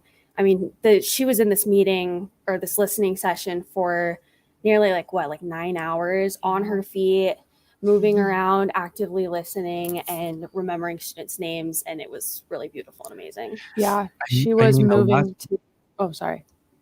The last one when sorry, I just wanted to point out before you say that, Audge, that the last one, someone pointed that it was almost 5 hours, right? Mm-hmm. The second session. Yeah. Yeah, you can. They were super long. I showed up to the sessions at about 2:30, and then I think we left at about 6:30, and you had been there on and off since 12. I left for an hour, but I was there and it was exhausting. And there were so many very emotionally heavy stories, and I was emotionally exhausted after that. I can only imagine how she felt listening to all those stories. Yeah, it was definitely really hard to sit and hear, but I think it was really important for her and for the chair members and for everyone at this university to hear those queer struggles. And I think even though it was very heavy and traumatic, that it was very community building. And I've never in my life seen so many queer people and allies in a room up against a cause together. maybe only Salt Lake Pride has had more people than that room. It was like the biggest room in our entire university, and every single chair was full. And there were so many people there, and hearing all of these stories and all of these people coming up and saying, I hear you, I love you, if you need anything, come find me, was really amazing. And I feel like, even though obviously a poor choice was made, a community has been created on campus that is bigger and louder than it ever has been. And faculty and staff are more aware than they ever have been of the queer spaces on campus. And I feel wildly more comfortable being in an openly queer relationship on campus because, homophobes, as they should be, are scared to say homophobic things right now. And that's, a good positive outcome of this. Mm-hmm. Really quickly, I'm curious, do we have any way to estimate how many people were in the room, how many people over the full day bore testimony, even to estimate? And then if we wanted to give a percentage of how many were sort of, against Mr. Holland speaking versus for Mr. Holland speaking, and then to try and, I know we're going to have a bunch of panelists share their reasons, but I would love to hear somebody try to summarize what were the most common, just briefly, what were the most common sorts of remarks against Mr. Holland speaking, and when there were people commenting for Mr. Holland. Well, if anyone wants to characterize the number, the percentage breakdown of support, and summarize the content of the comments, I would love to hear any of that. Tanner's. Yeah, let's go with Tanner. Okay. Okay, so I wasn't. Oh, sorry, I don't know if that's echoing. I wasn't at the entire thing. I was only there from noon to 3 o'clock. And when we first walked in, my husband and I, we couldn't really tell, I guess, the vibe, what was going to happen. And I would say I was really nervous at first that there was going to be a lot of people in support of Holland speaking. And after the first individual spoke, basically saying that they didn't support Holland speaking, there was an uproar of applause. And I was shocked. And a woman was sitting in front of me who was very much in favor of Holland. She made comments the whole time, sometimes rude ones, but she looked around and she was appalled by the amount of people that really were just in support of him not speaking. And so I would say, if I was going to estimate, and someone can correct me if they feel differently, probably about 85% of the people that were there were against Holland speaking at commencement. That would be my estimate based on what I saw. That's what I would guess. Okay. Other want to share? Looks like Mabel's raising, and then Brook. Sorry, 1 second. Mabel. Okay, there we go. So I was there the entire time throughout all of the listening session. And just to give some numbers to how many people were there, I would say at the beginning there was at least 800 plus people from students and the community at large. And then by the end, there was probably about 100 students still there in support of the people that were still speaking. I would say at the beginning, it was probably closer to 80% of the speakers, at least, supporting Holland, and 80% against Holland, 20% supporting Holland. And then towards the end, it was probably closer to 90% against Holland and 10% for Holland. And it lasted a really long time. A lot of the people there that spoke against Holland talked a lot about their own personal experiences within the church and some of the consequences that they faced as a direct result of his words at BYU. And a lot of the people that were for Holland were speaking a lot about their testimony within the church and how they looked up to him, and mostly about his position within the Church of Jesus Christ of Latter-day Saints rather than his academic accomplishments. Wow. Thank you, Mabel. That's great. Other people want to comment on this question? Okay, Brooke. Yeah, I think Mabel hit it like right on the head. It sounded to me, I only counted, I don't know, 12 or 15 people that spoke over the course of the 9-hour public listening session in support of Dr. Holland staying as the commencement speaker. And not a single one of them got up and defended him without stating their personal belief and conviction and their belief in him as an apostle of the Church of Jesus Christ of Latter-day Saints. And I think that almost furthered our point for us that the largest reason that there is to keep him, that people believe there is to keep him here, is his religious accomplishment.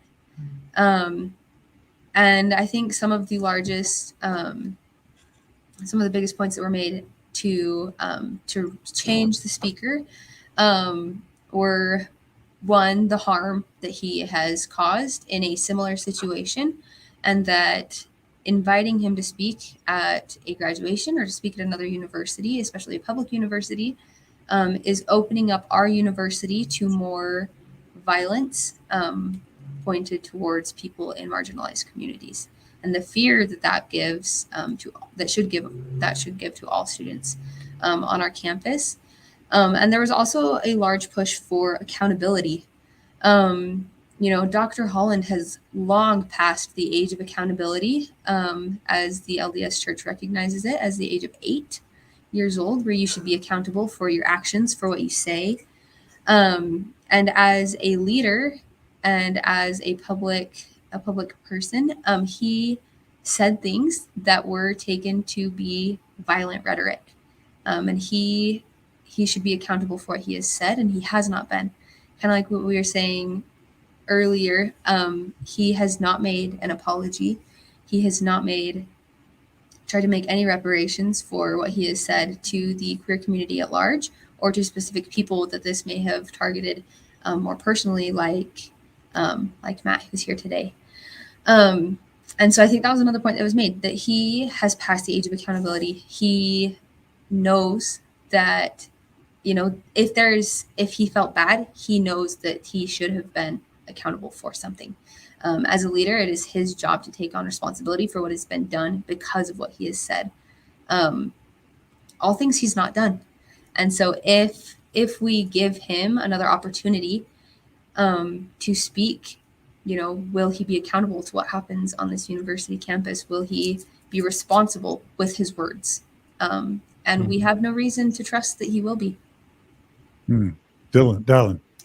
Yeah, something that I remember too that I thought was interesting was, and most of the people that were defending Holland and staying for the commencement speech, a lot of them mentioned that people either didn't read his talk or didn't understand his words correctly, and they didn't acknowledge that his words were hurtful to many people. And so I think the first step in understanding is just realizing that what he has said is hurtful to other people. And I think most of the people that defended his position did not realize that or understand how his comments were hurtful. Yeah, I mean, we all know how the Mormon Church teaches its members about the steps of repentance, and this is like a perfect example for the top church leaders to actually demonstrate and live the principles that they teach its members. So hopefully Elder Holland will do that. I mean, this is, I don't want to get sidetracked, but this is an amazing opportunity for Elder Holland to model the teachings that he and his colleagues teach the rest of the membership. And I hope he'll take advantage of that personally. And that's just a side note. Okay. So anything else we want to say about the listening? I mean, my comment about the listening session, and maybe Brooke, you want to respond to this or others, but if I'm President Benson, if I'm President Mindy Benson, and I'm seeing the largest room on campus full, and 90% of the people over a 9-hour period are saying this is a bad decision, I'm imagining she's feeling a lot of heat that she needs to reconsider this decision. Given that turnout and the proportionality of people opposed to it, already mathematically, it's hard for me to see how this stands. just hearing a report back from the listening session. Emma wants to say something. Okay, Emma. Yeah, I just wanted to say that Nash had something to say about the previous thing. Sorry. Oh, okay. So we'll add Nash to the chat. Nash can't join the chat because we have too many people in it. So maybe Emma, we'll take you out for just a second. We'll add Nash and we'll bring I'm gonna remove Emma. I'm adding Nash. Okay. And so Nash wants to say something. Go ahead, Nash. Hello. Thank you for putting me in. So I am a junior here at SUU. I'm a musical theater major. And I just wanted to say that Mindy Benson has been wonderful to the theater community, very much supporting us and seeing our shows. And I think the hardest thing for a lot of the students is that she has been such a wonderful ally and is now going back on her word, essentially, whereas actions do speak louder than words in this scenario. So we're hoping that she's able to see that and take him down as a speaker.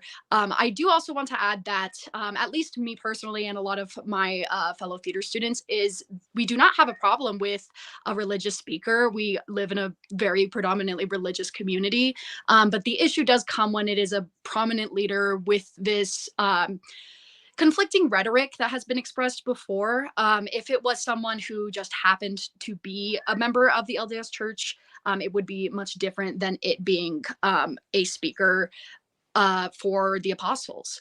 Another note is just that the community here at SUU has been very accepting, has been very open, regardless of belief and background.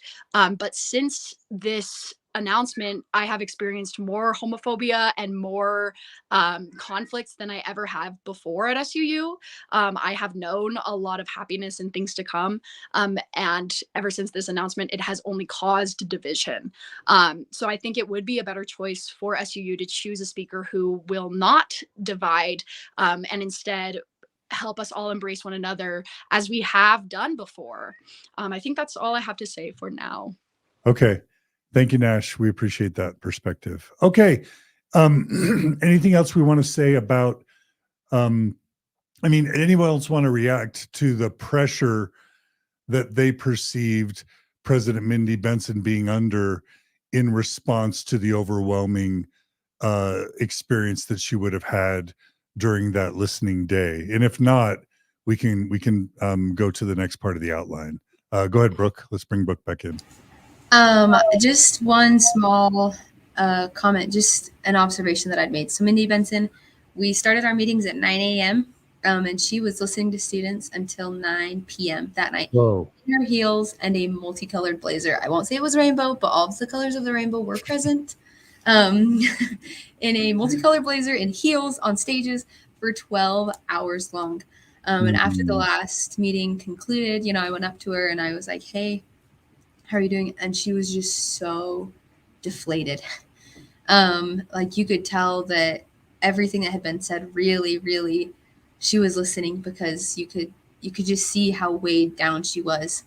And while I wouldn't wish that on anybody, I'm so hopeful for change because I know that she really heard and felt what was being said that day. And I'm very curious to see now how she reacts, because there really was a strong emotional appeal made all day on Monday that she listened to and she reacted to, and I know had an effect on her. But now it's in her court, who I don't want to say that she has to pick sides, but there's the option to change the speaker or not change the speaker. And I do not envy her position, but I know that whatever she decides, she has listened and that she is under just such incredible pressure. Yeah, I can't even imagine. Okay.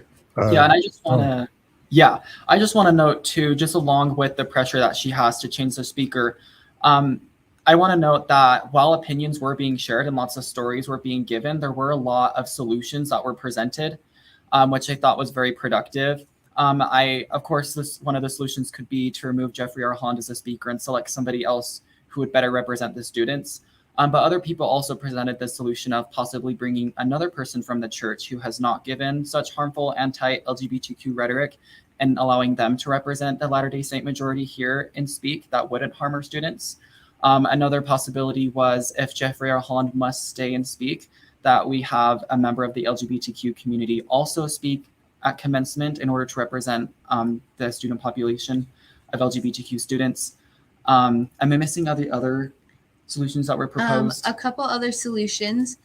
One, someone got up, maybe, I think it was someone here. So tell me if I say this wrong, but one solution that was proposed was to pick an LDS person off of a list of 100 influential women in the LDS church today.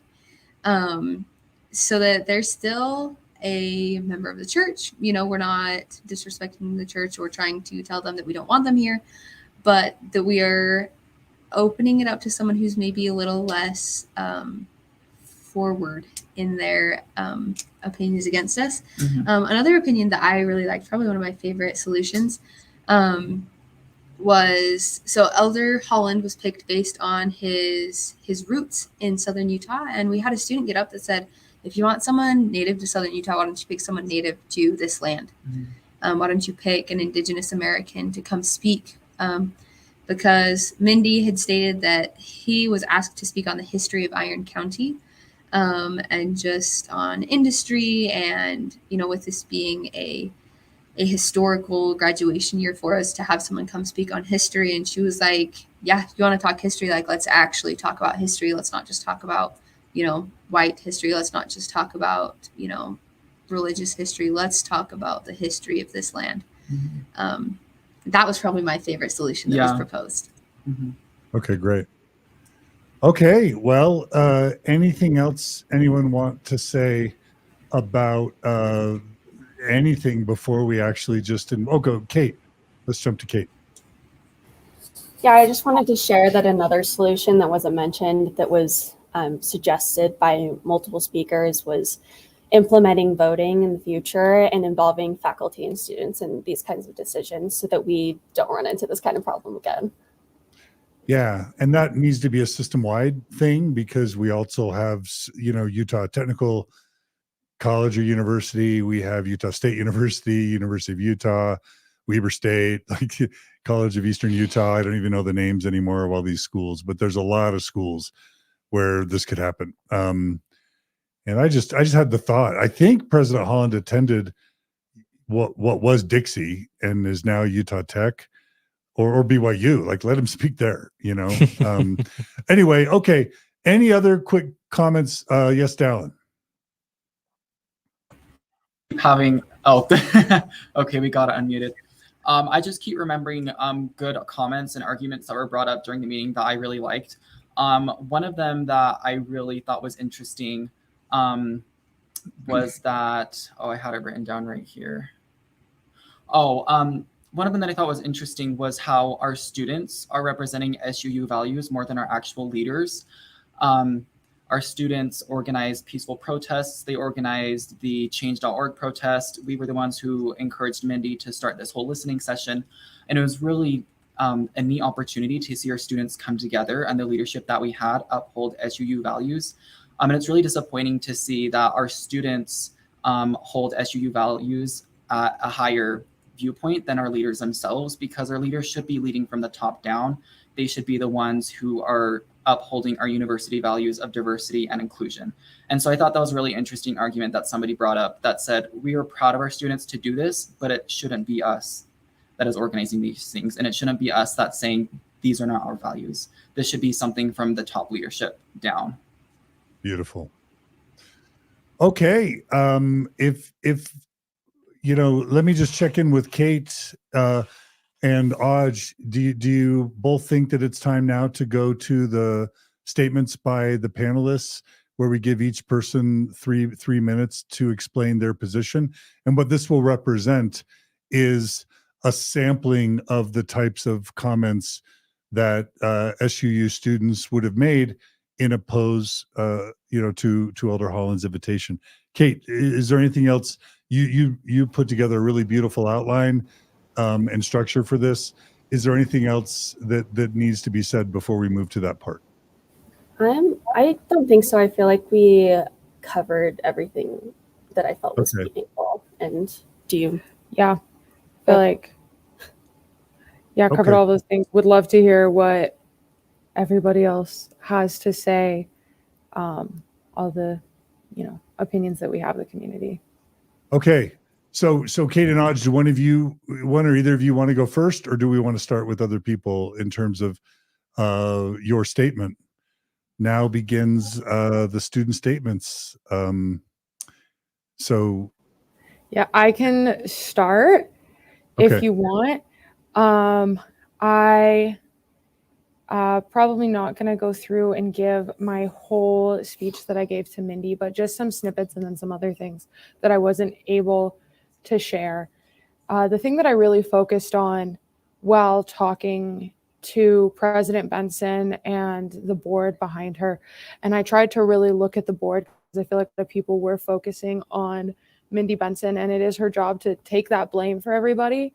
But I really do think that it was the chair and the vice chair that were making the most of this decision, and that they were not expecting this backlash. And I'm glad that we had this backlash to show them that we're here.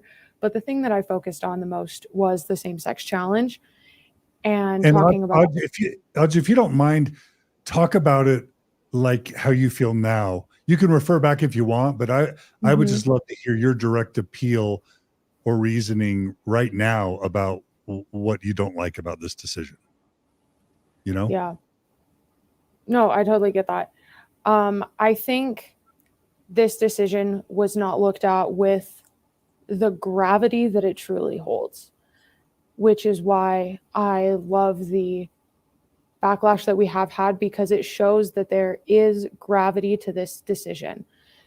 And I still do want to make the metaphor on this podcast, or not metaphor, but I guess comparison with the same-sex challenges, that the church says same-sex challenge as in it's a challenge that I think women are pretty, but the real same-sex challenge is that I'm scared that I could be killed for thinking that women are pretty. And I went through multiple experiences of active homophobia, multiple of which have happened here on this campus, looking at Mindy and those board of trustees members, telling them about hate crimes that me and my friends have experienced on campus, and saying that this is the same-sex challenge. The same-sex challenge is being called slurs in your library parking lot. The same-sex challenge is being told for all of my life that gay was a bad word and being gay was wrong, and that's the same-sex challenge, and you are making it obvious that you agree, or that like you don't feel that way, that you agree with Holland. And something that I said to the provost over a year ago when I was on student government is that I believe that SUU has a Sunday Christian approach to diversity, that they will come out with their pride flags and they will come out with their events and they say inclusivity and they throw it in as a buzzword on things, but that they truly don't believe it, because if they believed it, they would show it. There was a quote from the Holland talk, and this is something I wasn't able to share yesterday, but wish that I could have. Other people did though. Love that for them. Holland, in his speech that we've all been referencing, says, "Be careful that love and empathy do not get interpreted as condoning and advocacy." And to that, without advocacy, there is no love. You cannot truly love me and love my relationship without advocating for my rights. And I feel like that should be so obvious, that you need to have this advocacy. And something amazing that I want to point out is in the comments of this video, this live stream that I've been looking at on our other devices over here. One of our professors here at SUU referenced that comment and said, "Love is advocacy," in all caps. And I absolutely adore her. She has taught both Cate and I, and just seeing multiple of our professors at the listening session, in the petition comments, and now here on this comment section of this video, that they're watching us and they're seeing us and they are saying in all caps, "Love is advocacy," knowing that I have advocates here at SUU, great. But obviously Holland is not one of those advocates, and the people who support him and support this decision are not advocates. And without that advocacy, I don't believe that I can be loved by the admin of my university. And that's been very, very difficult and very, very hopeless in the face of all of the hate crimes and anti-trans and LGBTQ plus legislature that are happening nationwide. It is very hopeless to see that. Sorry, that was all over the place. No, but perfect. That was powerful. Thank you, Audge. Were you going to say something, Gerardo? No. Okay. All right. Thank you, Audge. We're going to be doing about, I think, 10 different people. Let's go ahead and bring back Nash.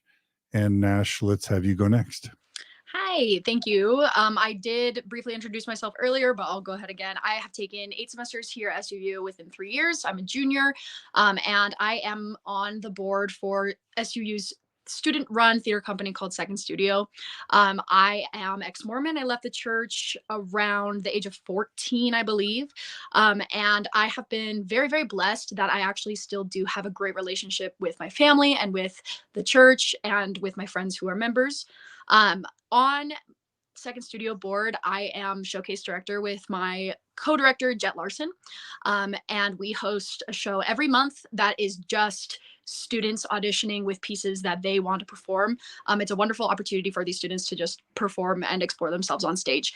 And me and Jet, I bring up because I myself am no longer a part of the church, and Jet is still, and he's about to get married in the temple.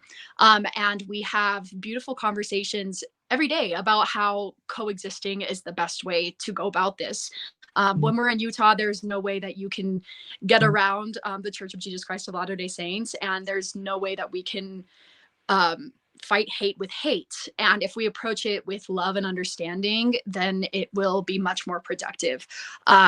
I do think it's also important to note the consequences that would come if we do go through and still have Dr. Holland speak at commencement, which there has been some talk among some theater students of possibly not attending commencement, of organizing our own commencement. Our professors have expressed that they do feel very badly and they're not sure where they're supposed to even stand on this. And I think that consequence is much heavier than if we were to choose a different speaker. And there's a lot of options there. I do quickly want to also shout out some of our stuff we've got going on. We have a walkout this Thursday. It's going to be a peaceful display of queer joy and solidarity. It'll be 11 a.m. to 1 p.m. in the library quad for students who are interested in attending. And we have plenty of wonderful professors and board members to reach out to. You can also send an email to I believe we can link this in the description. It's all in the outline. We've got the Board of Trustees general email. We've got Jody Hart Wilson and Eric Schmutz. There's tons of people that we can reach out to and make our voices heard. I also want to thank John for giving us all this opportunity to voice our concerns. It really does just show how much support we do have here and the community that we have worked so very hard to build. If we do go through with this speaker, it would just actions do speak louder than words, and it would only divide our campus more than if we were to bring on a woman from the church or an indigenous person from the church. Even it doesn't even matter if they're from the church or not, but I do understand that it is important to have representation for everyone. So yes, yeah, that's about all I have to say. Perfect. All right. Thank you so much, Nash. Let's see. I'm seeing different orders, but Cate, I think I had you going next. Cate, do you want to go next? Yeah, I can go. So I'm Cate. I'm queer, and I am a student at SUU, obviously. And I was raised in the church. I was raised LDS, and I was taught that being queer was wrong. I spent a lot of years trying to convince myself that I was straight, and I finally came out to myself when I was, I think, 19 or 20. And it's been a wild ride, but this is really meaningful to me. This is been a meaningful journey for me to untangle my ideas of religion and overcome the internalized homophobia that's been ingrained in me from being raised in the church. And Holland's words have been impactful for me and so many other members who were raised in the church, members who are currently in the church. And having him speak was really hurtful. Potentially having him speak is really hurtful. And the first thing that I felt was just hurt and anger. And all I could think to do was to reach out and act. And that's why we're here. That's why I'm here, is because I want to make a difference. I want to make a better campus for the next student. I want to make a more safe and accepting campus for the next student. It's been hard facing a lot of homophobia on campus. Even before I was out, I just wearing a mask, I was clocked as, a liberal, and the way I dressed, and it was upsetting to be called slurs. And I don't want to create a campus that supports that kind of thing. I want to create a campus that is loving and accepting. And I don't feel like having Jeffrey R. Holland speak at our commencement is going to be conducive to that goal. But it's been really, really meaningful to me to see all these people come out in support of the LGBTQ plus community. So many faculty. I love you guys. I love this school and I want to make it better. I love being here. I want to make this a safe place to be queer. Recently been in an openly queer relationship, and navigating that on campus has been really difficult. And learning to feel safe in a space that is predominantly conservatives and people who I don't feel are going to support me and my partner. And I want to change that. So I want my voice to be heard. Beautiful. Thank you, Cate. Okay. Next, let's go to Tanner. Tanner, let's have you go next. Okay, perfect. My name's Tanner White. I didn't introduce myself earlier. I'm a senior here at SUU, so I will be graduating when whatever commencement speech takes place. I was raised as a member of the church. Recently, within the last 2 years, I'd say, I have stepped away, so I no longer consider myself a member. I am not queer, but I would consider myself an ally. I have a lot of friends and family who are queer, and that's why this hit home for me so hard, because I knew that this was going to hurt a lot of people that I loved. So I'm just going to read you guys a statement that I wrote, and I wrote this in case there was an opportunity to speak yesterday, but there was not. A lot of people did a great job, so I'm going to read it for you guys now. Okay. From the moment I heard Jeffrey R. Holland was our commencement speaker, I was devastated. I was so hurt for those I had known he had hurt with his words. I remember how much pain came from the words of his Musket-fire talk a couple years ago. Those words may have been metaphorical, but the consequences were not. And then I added this. So yesterday, Monday the 20th, I sat around with hundreds of my peers for hours and listened to stories and emotional speeches on why Holland should not be permitted to speak. It was heartbreaking to hear what so many of my peers had gone through because of his words. From a very young age, I have been taught that we are defined by our words and our actions. The words and actions of Holland have hurt many people, whether it be emotional harm or because they incited physical harm. The problem is not the fact that he is a religious leader, but the fact that he is someone whose words have caused pain to many. I love SUU and I have loved all my years here very much. Commencement Day is a day of celebration. It is a day that we are rewarded for the years of hard work that we have done. It pains me to think that after all the hard work we did, many of us will not be able to enjoy the celebration of our achievements because the commencement speaker is someone who has been against us and for a very long time. After all the time and money poured into receiving an education, we all deserve to feel safe and comfortable at our graduation. So that's just what I wanted to share. I just really stand by that. I think we worked really hard and we all deserve to feel safe and comfortable at our graduation. And I mean, we deserve to feel safe and comfortable always. And I just don't believe that this is a safe and comfortable presence. just like everybody else has said. So yeah. Beautiful. Okay. Thank you, Tanner. Thank you so much for sharing. Let's now go to Hannah, if you don't mind. Hannah, you go next. Okay, so I'm Hannah. I use she, they pronouns. I'm an elementary education major, and I'm a sophomore. I'm an ex-Mormon. There are 9 generations of Mormons in my family. So I grew up listening to Jeffrey. I was in a very Orthodox Mormon home. When I was around 15 or 16, I was forced to come out. I spent my entire time in the church basically wanting to leave, and spent my entire high school spending at least part of my day within a church. So when I found out that Jeffrey got announced as speaker, I was furious. I felt like the safe place that I found up here was just a PR stunt to make it look like, it made me feel like everything else, the safe space that I'd found here was just a PR stunt to be like, look at us, we're the accepting school. Because when I first came here, all I found was acceptance. I had a queer RA and a queer professor, and a bunch of my professors took the safety zone training to be a safe space for queer students just like me. No one had ever called me a slur here. I still don't understand why they picked him. None of the reasons seem good enough or make enough sense.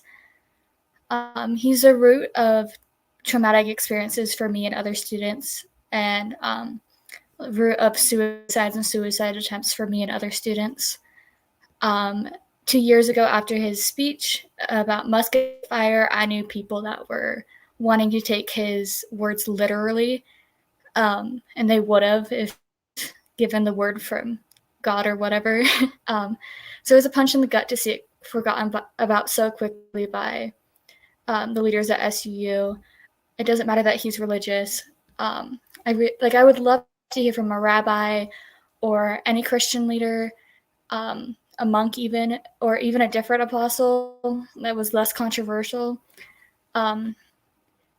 Yeah, when I was scrolling through the comments on the first day that they posted that, I saw a lot of people, a lot of members backing him up and being like, oh, it was taken out of context. But I also saw quite a few members standing up for the queer community and putting their faith aside to acknowledge the hurt that the queer community has faced because of Jeffrey, which I'm glad about, because I convinced my sister to attend SUU next fall over BYU because she'd find more members of the church with similar views towards the queer community that she has. Sorry.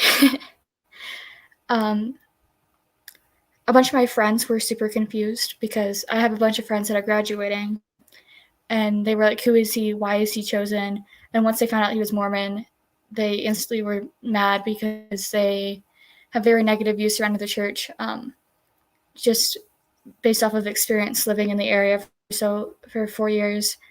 I don't know. And then also this was announced the day before they opened the Queer Center, if I'm not wrong. And I hope that was just really bad timing. To me, it felt like PR to open the Queer Center right after announcing someone so harmful to us as a commencement speaker. I love SUU, but as a current student who is not graduating, I'm going to spend the next 2 years here wondering if they care about queer students or not. I know many faculty and staff who do care, and I'd like to believe that SUU is still a safe place for me and others. SUU and Cedar City have become my home, and I know no space or person is perfect.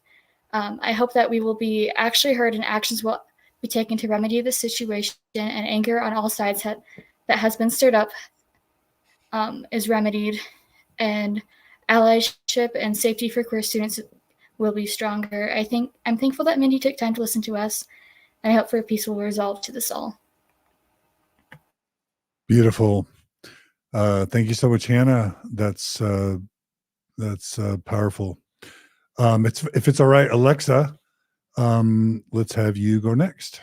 and I should say, Alexa, I saw that you posted, I believe it was you who posted your speech in the Mormon Stories podcast community.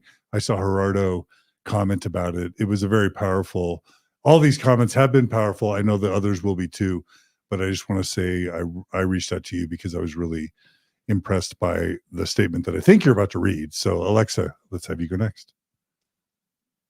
Thank you very much, and thank you for having me today. Like John said, I will be reading my statement that I made directly to President Benson and the Board of Trustees. So I'm Alexa. I'm in my 3rd year here at SUU studying Spanish, English, and political science with a minor in women and gender studies. And I appreciate that they took the time to listen to all of you students today. As a reminder, the petition to remove Dr. Holland as commencement speaker has over 16,000 signatures, whereas 2 petitions to keep him are at a combined total of about 3,000. In the democratic republic that we live in, that sends a very clear message about how students, faculty, and community members feel.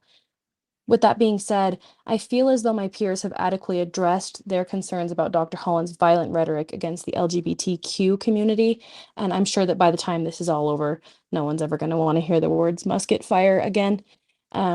So I would like to instead take this time to address how this is an inappropriate choice of commencement speaker, not because of Holland's religious affiliation, but because of this university's LGBTQ community and its majority population of women. So in 2005, Dr. Holland gave a talk labeled "To Young Women."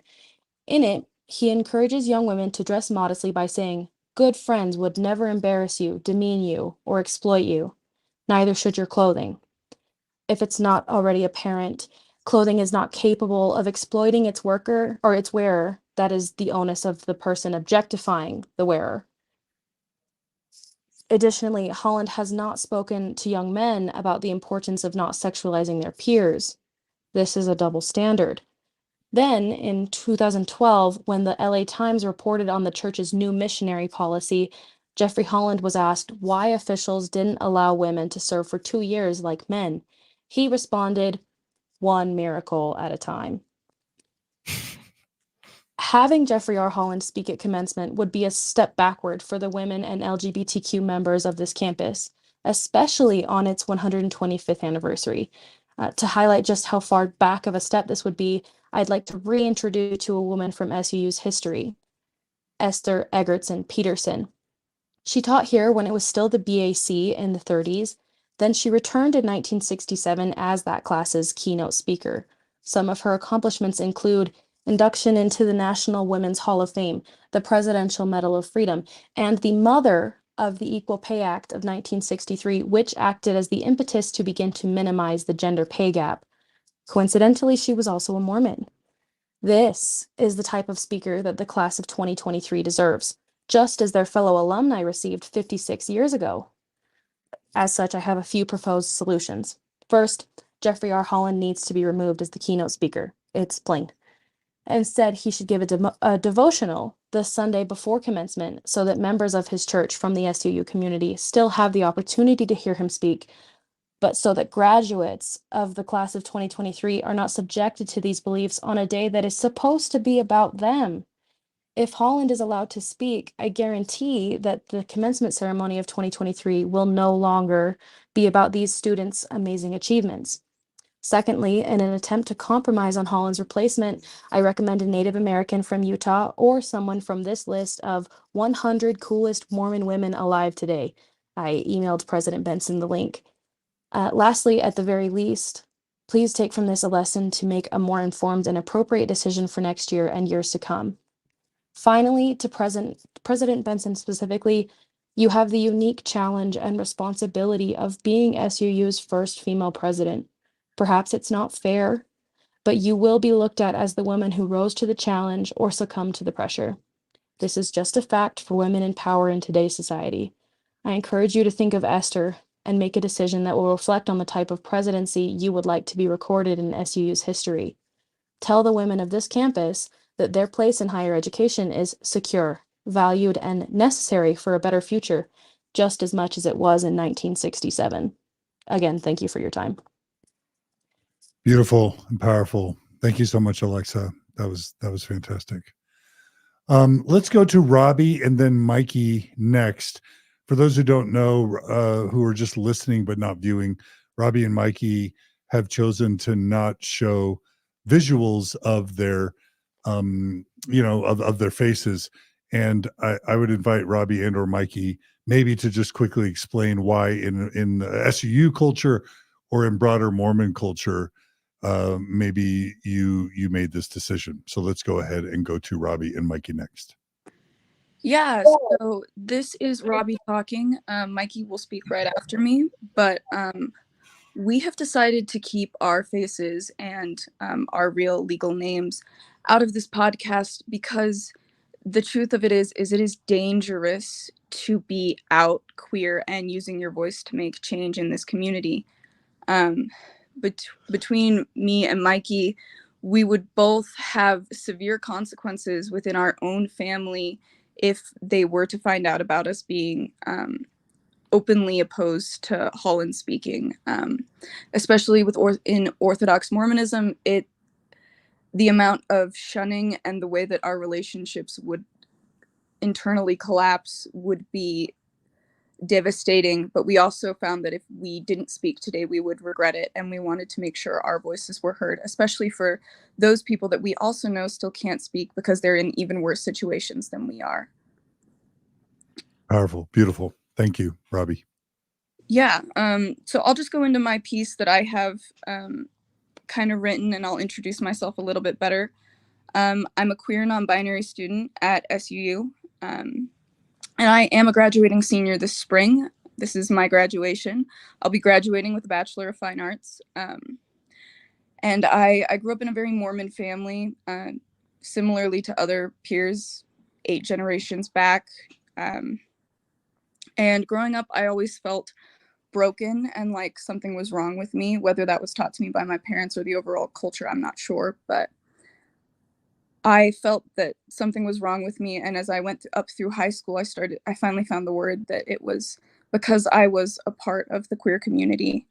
And once I graduated high school and I moved to SUU, I found a place where I was able to freely be myself. And I love SUU because it was my place to come out and live truly as who I wanted to be. My story with this whole situation kind of starts the summer of my sophomore year when I moved home for financial reasons. And I was leaving the church. I was coming out of the church. And then Holland gave this Musket-fire talk. And I remember not wanting to offend my parents, but running out into my driveway and getting in my car at 3 a.m. and just sobbing my eyes out and feeling so broken. It was truly one of the darkest moments that I can remember in recent years because I didn't know how to reconcile a religion that I felt a part of and a community I felt a part of. Eventually, though, I called my friend and we had a conversation, and she just kept telling me, it's okay, you get to go back to school in the fall. You get to go back to your safe place. You get to go back to school. And it was true. I got through that summer because I did end up going back to school and finding my safe place again. And it strained relationships with my family, but I left the church. And now, when this whole announcement was made that he would be the commencement speaker, it all came rushing back. All of those dark days came rushing back. And I remember just being devastated. I love my family and I mean no ill will to the Mormon church, but I was devastated by the announcement of speaker. And I can't imagine what it will be like for me if I have to sit at my own commencement and feel that unsafe again. And I hope that they change the commencement speaker so that I don't have to feel that way. But I also, I have queer joy surrounding this, and I won't let any speaker ruin my graduation for me, and I will be there. So that's my piece, and I'm going to turn it over to Mikey. Amen to that. Thank you, Robbie. So, hi, I'm Mikey. I'm graduating this semester as well, and I'm also an Exmo and a queer student here at SUU. For me, this is really important to me because not only am I graduating, but this is the school that I've had the most growth. In the last few years, ever since freshman year, I have made huge leaps in my own self-growth and development. Between that time, I went on a mission and I got married in the temple, and I watched how my life just changed so drastically. And I appreciated the kind of community that I was able to get at SUU that I wouldn't have been able to get other places. And from my own personal experience, it was so much better than the environment I had at home. I grew up in Utah County. So it's just having that queer community there for me, having those XML people there. That's really what helped me through my entire journey as a student. And to now get to that finish line and to now get to commencement, it just really hits different.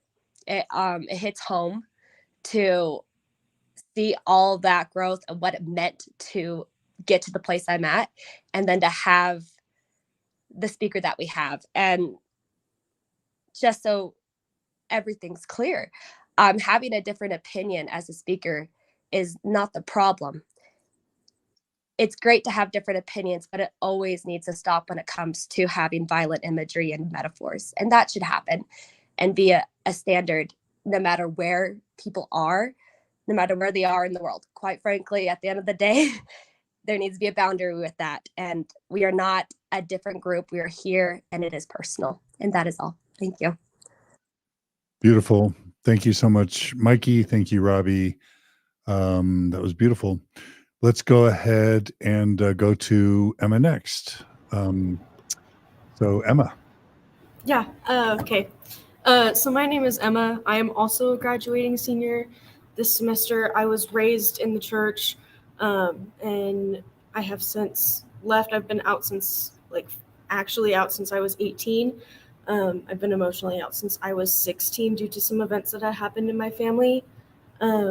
With my relationship with the church, I have a lot of deep ties. I was raised in the Salt Lake area. My fifth great grandfather wrote the song "Come, Come Ye Saints" as he was walking across the plains coming over to Utah. But when I was 11, my mom decided to accept herself and come out as gay, which affected not only me, but my two little sisters, and as well as my dad and her family. But I'm not here to tell my mom's story, so I'll just share how it affected me. In 2015, it was kind of alluded to, but it was stated that children of LGBTQ plus parents would have to renounce their parents in order to get baptized into the church. And at that time, I had a little sister who wasn't yet 8 years old, and she would have to make that really hard decision because of our unique situation. And that in and of itself was kind of what made my shelf break and what made me a firm ally to the community. I'm super lucky that I have the privilege to be in a loving, straight relationship with my amazing boyfriend, but I need to stand up for my friends and my family who are affected by these harmful rhetorics that people like Dr. Holland are spreading.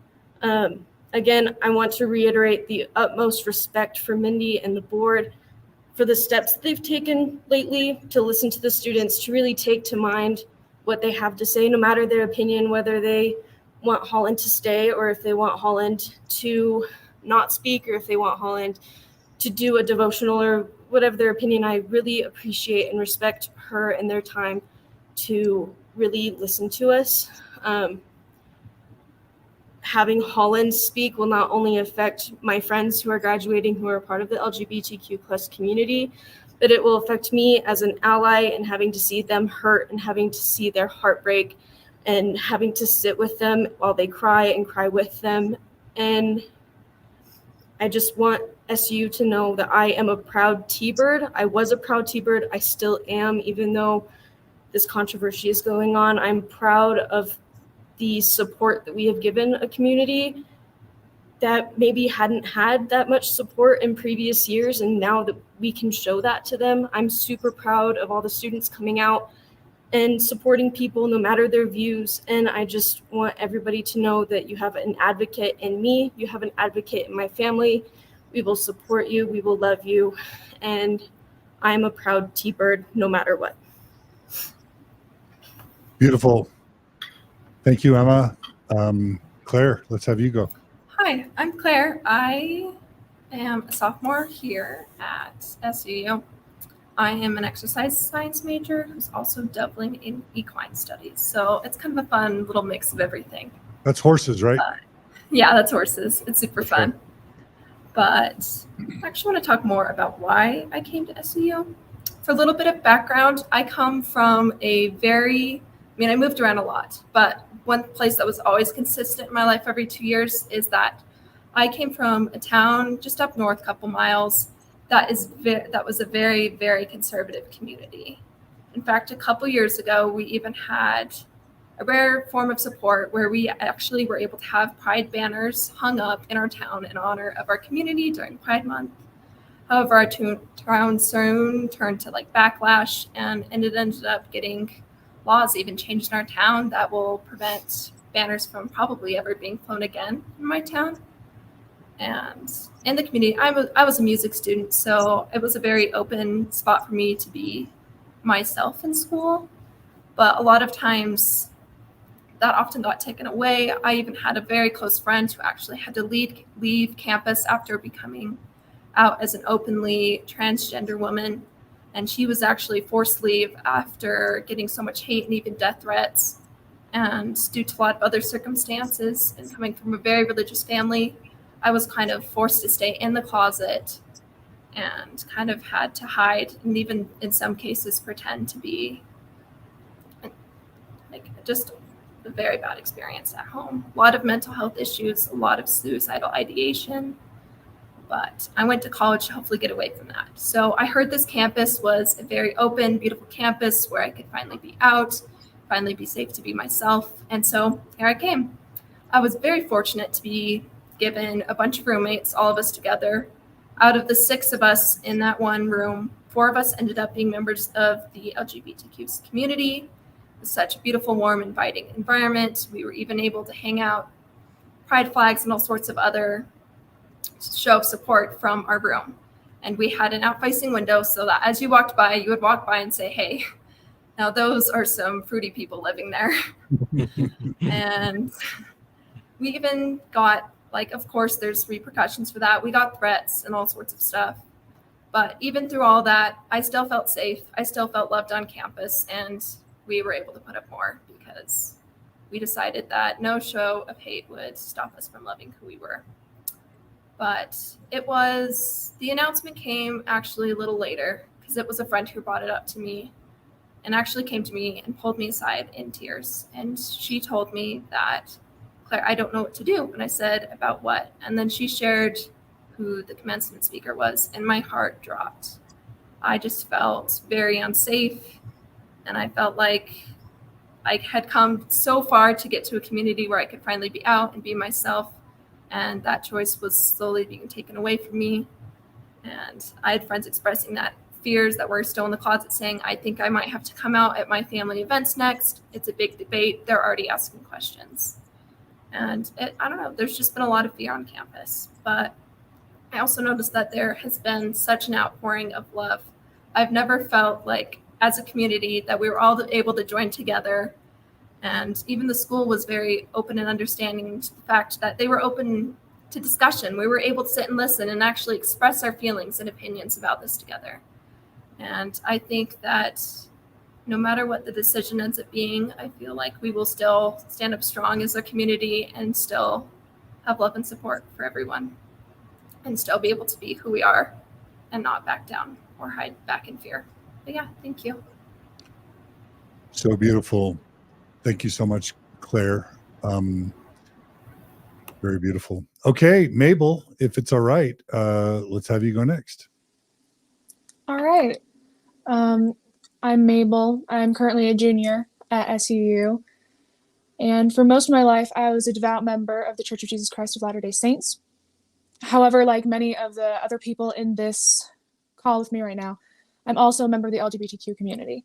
I struggled with same-sex attraction, as people in the church call it, for years. I was in denial.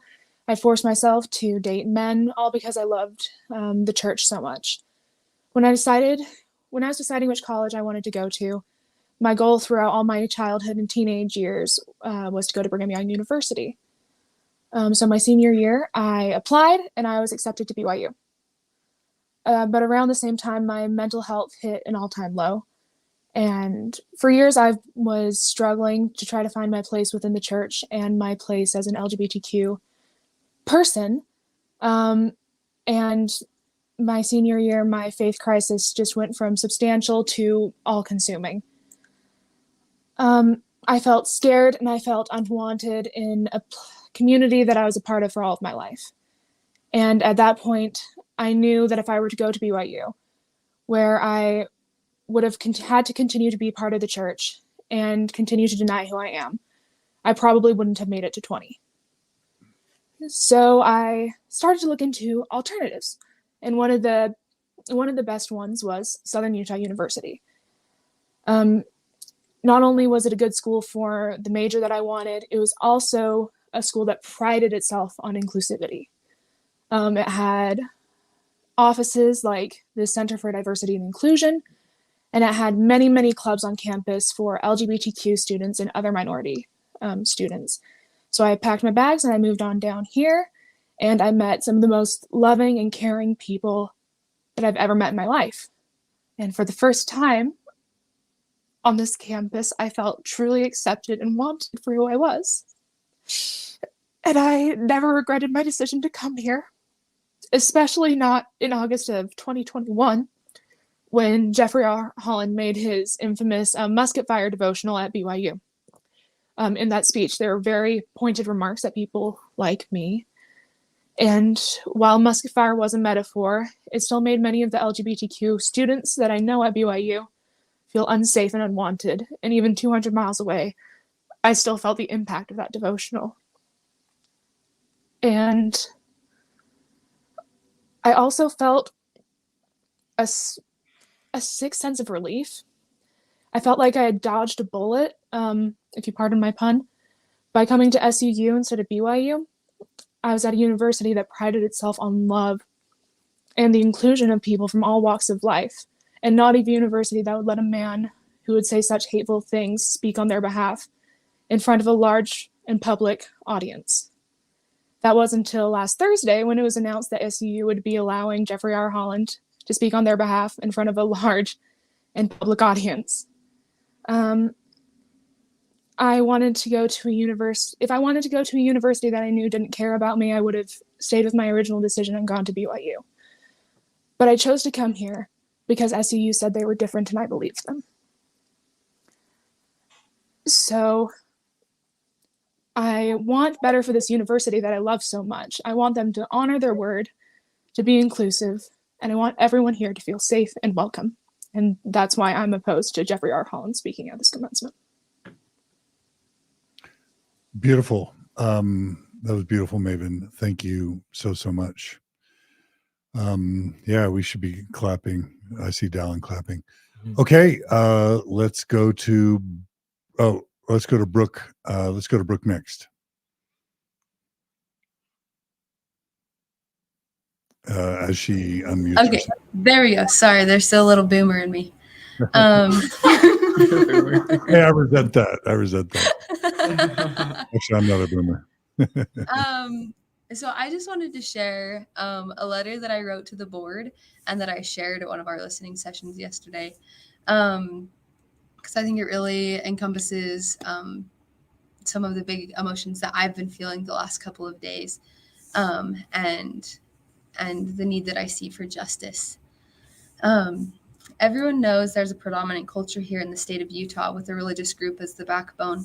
This effort to change the commencement speaker is not an attack on a religion or any member of the Church of Jesus Christ of Latter-day Saints. As a group, we are trying to use peaceful messages and decorum to help you see the effects of your decision.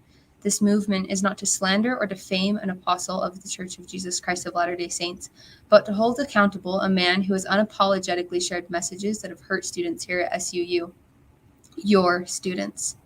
No matter the intention or the details of the words used, people have been hurt and have never heard an apology for the hurt caused by public comments and papers shared by this man. Dr. Holland has long passed the age of accountability, and we need to hold him socially accountable for the words he has spoken and the effect they have had.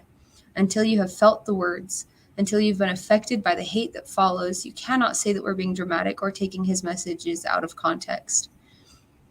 As a university, Southern Utah University has been a place for students to come to be supported and held safe as who we are.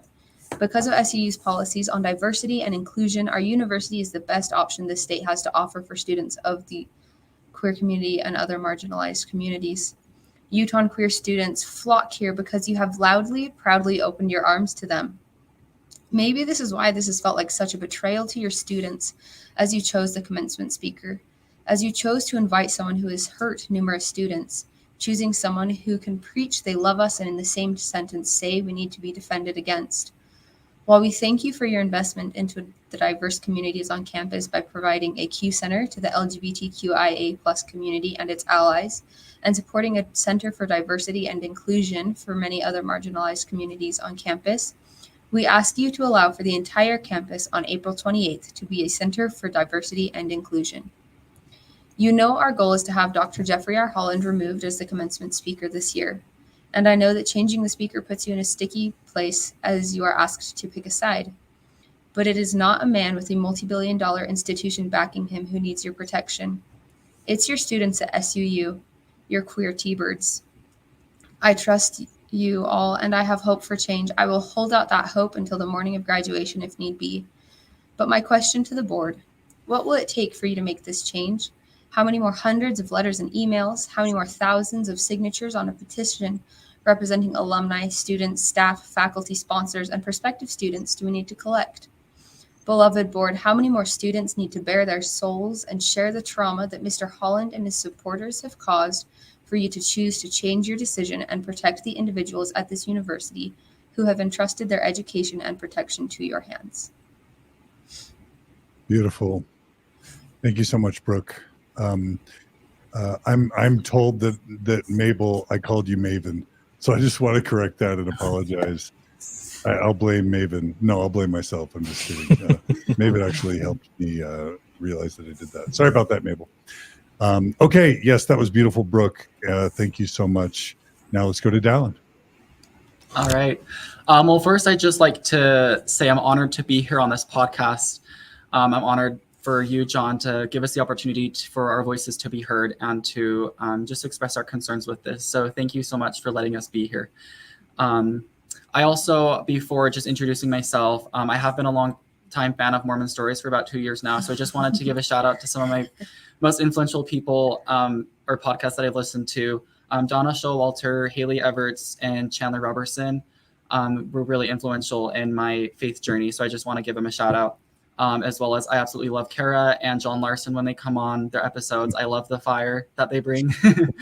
And also I love Gerardo, his representation as a member of the queer community here. And especially you, John Dehlin, I'd really like to thank you for the knowledge that you bring and the perspective that you bring with your psychology background. Being a science major here, I've learned a lot more than just about faith transitions, but also knowledge about psychology and the human mind, which I really appreciate that perspective that you bring. And I feel like every time I come on this podcast, I learn something new every day. So just want to thank you for that. Sorry for the lengthy intro. Thanks, Dallin. Thank you. But yes. My name is Dallin. I am a student here at SUU. I'm in my third year. I'm a junior majoring in human nutrition. I'm from Davis County originally. I've lived there for most of my life. I was raised in a very Orthodox Mormon family.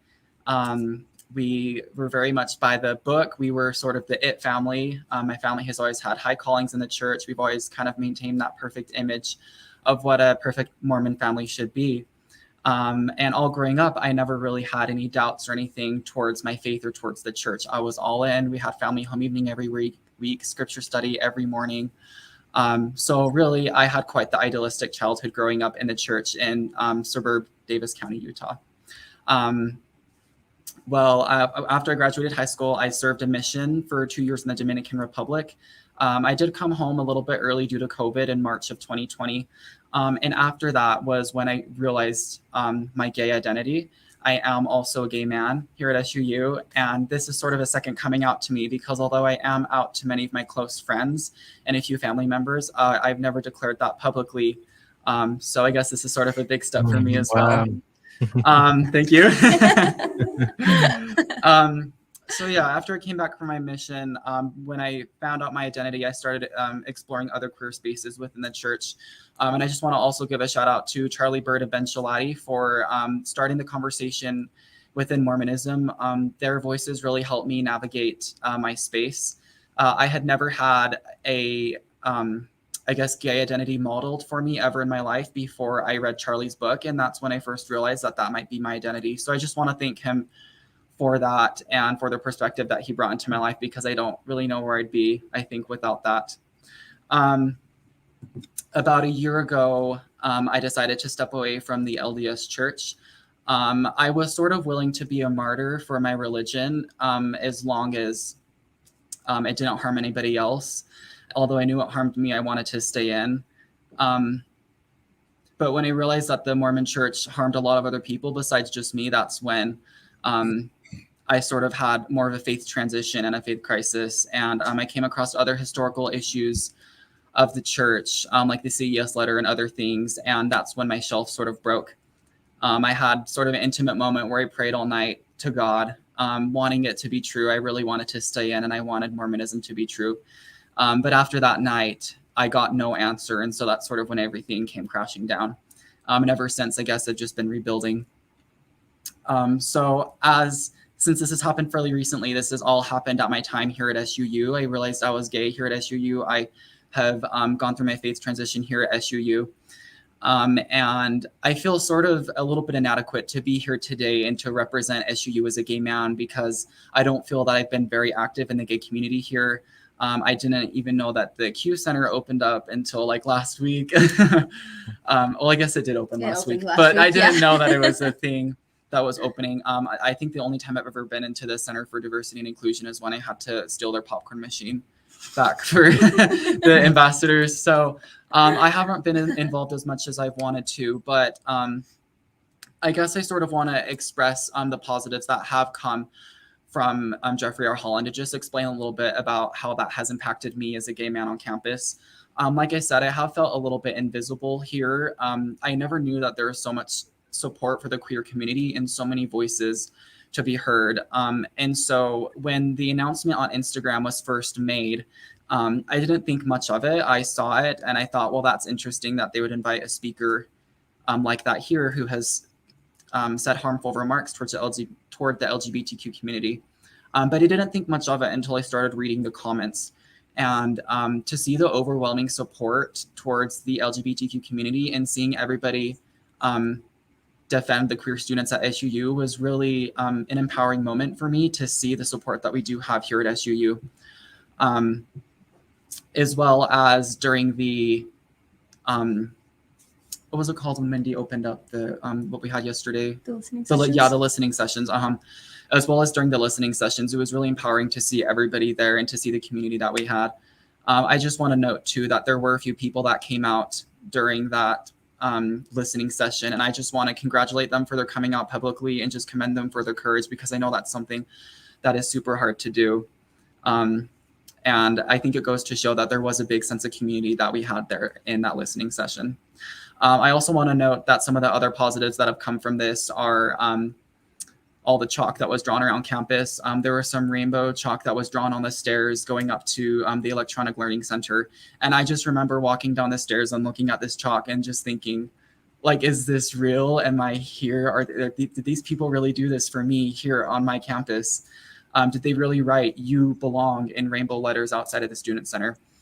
Because as somebody who was felt invisible on campus as a gay man, it just meant the world to me to see that sort of support and to know that I'm wanted and that I am loved here. And even if the upper leadership can't show that through their actions, at least the student body can show that through their support here on campus. So I just wanted to give those remarks too. As far as my concerns about Elder Jeffrey R. Holland's speech from an institutional level, I think the impact isn't necessarily in the words that he might say, because I think that the administration has tasked him with a speech on the history of Southern Utah. So I don't know that he will bring any hateful rhetoric here at SUU, but I think the harm is endorsing an individual that has encouraged violent and hateful rhetoric against minority groups here on campus, especially LGBTQ people. And so I just think that goes to show, what does that say about our organizational values here on campus if we're allowing a person to have a bigger platform who has endorsed these sort of words and who has not apologized for them yet? I think our actions speak much louder than our words. And I think these actions of the administration here are speaking very loudly. And I want to hold them accountable for that and help them know the damage that they are causing by their actions. I also want to just bring up the argument of what does this mean for the future reputation of SUU as an institution if we do allow somebody like Jeffrey R. Holland to come speak at our commencement graduation. I've heard that there is talk of queer students wanting to leave campus. There are talk of faculty and staff looking for other jobs, possibly not coming here. And so this place that I've come to love and that so many of our queer students love, it's really, it's sad to see that this might be a place where our reputation will be tarnished for acceptance and love, and that people may not want to come here anymore because of the speaker that is being brought here. And so that is one of my worries, is that I want this campus to be a place where everyone can feel safe, and I want that representation to be here, but that may not be conducive to bringing Jeffrey R. Holland here as a speaker. And I just want to say that even if the administration does not choose to remove Jeffrey R. Holland as a speaker, the least amount of action that I would like to see from them is at least a change in the process of selecting a commencement speaker at graduation. If anything comes from this, I hope that we as SUU T-Birds and as a Cedar City community, we can have more of a voice and a say in who gets chosen as a commencement speaker, so that we can hopefully pick somebody who represents us as a community and also represents SUU values. I guess that's sort of everything I had in mind to say. I don't want to take too much time. I just want to thank everybody who came on and supported us, everybody who's watching, anybody that I know. Hello. Thank you so much for having us, John. Beautiful, beautiful, Dallin. Thank you so much. I have a quick question for you, Dallin. Yeah. I'm not asking you to be a representative of all gay men at SUU, obviously. And at the same time, I'm going to ask you, because this question, you may have insight that others on the panel won't. I'm curious why there's only one gay man on this entire panel. And if that's just luck or random, or if you have any theories on why that might be. Oh, I'm sorry. There might be others. So I don't want to. Okay. I can give my insight. I'll just say this. It seems like gay men are underrepresented potentially on this panel. I'll say it that way. Do you have any theories on why that might be true other than just random or accidental? Yes. So my experience with this panel, so I actually, like I've said, I have not been very involved in the LGBTQ community here on campus. My good friend Brook, she just barely had to leave to go take a test. But she was the one who invited me on this panel. Actually, she invited me a few hours earlier today. So this was something a little bit on the spot, which I don't feel completely prepared to be here, but I could not turn down the opportunity to come here and be part of this panel. The reason that Brook did invite me was because we are in a nutrition class together. We are both nutrition majors, and we are working on a project on Saturday together. And as we were working on this project, it was a one-on-one sort of project, an interview sort of format. We just got talking and connected more, and we figured out that we had a lot in common, especially with faith transitions and with experiences with the queer community. And so that's how we connected, actually just barely on Saturday. Before that, Brook was just somebody who I knew in class in passing. So through that conversation that me and Brook had on Saturday, through that assignment, she got to understand that I am a gay man here on campus, and I figured out that she is somebody who is involved in the queer community here. And so earlier today, she contacted me asking if I would like to be here on the panel. And so I said yes. I think there were maybe a few other gay men who were going to be on the panel earlier, but ended up declining for whatever reason. So I was not very much behind the decision of who was recruited on this panel. I can't say for myself why I am the only gay man, but I'm proud to be here and represent. Okay. Well, I mean, nothing disrespectful by the question. I was just kind of curious. And for sure. If there's anyone on the panel who I did not include in terms of people who might self-identify as gay men, again, I meant nothing disrespectful by that. Maybe I should have said gay cisgender men. I don't know. I'm still learning myself how to talk through all these issues. But thank you again, Dallin. Yes. Okay, so I do have one question that I want, and this isn't me playing devil's advocate, but this is a question I wanted to throw at you as sort of a question that maybe some listeners or viewers might be wanting to know. And I think I've seen at least a couple comments in the live stream basically saying this. It is, I can imagine there being LGBTQ allies or even LGBTQ individuals who are totally LGBTQ affirming, who are, pro LGBTQ in every way, but just would say that they don't believe in censorship, or that they don't believe in what some would call cancel culture, and that people who have a really strong commitment to, quote, freedom of speech might say, once we start going down this road of canceling or filtering people based on ideas, it becomes a slippery slope where we start to really impinge on a cherished foundation of the U.S. Constitution, which is the freedom of speech or the right to speak. I will also reference a Deseret News article. I'm not going to mention one of the authors because I'm not a fan of the particular author, but I will say Tom Christofferson is one of my favorite humans on the planet. He is a gay believing brother of D. Todd Christofferson, who's an apostle. But Tom Christofferson is someone I love and deeply respect. And he did write a Deseret News article co-authored with another gentleman. And the article is called "We've Witnessed Campus Cancellation Campaigns. Elder Holland deserves to be heard at Southern Utah University." This surprised me, Gerardo, and I don't know if it did you as well, because we heard Tom Christofferson speak out on a podcast. I think it was Faith Matters, where he basically was willing to publicly express his disappointment in Elder Holland's Musket talk, etc. But I guess you can do both. You can be disappointed in Elder Holland's speech and rhetoric and still believe passionately and fight for free speech, or be against what some call cancel culture. And in this article that I'm referring to in the Deseret News, these two authors basically just say, whether you're conservative or liberal, once we start canceling people on other sides of the spectrum, we start really limiting and narrowing the conversation, and that does damage to the overall community and discourse.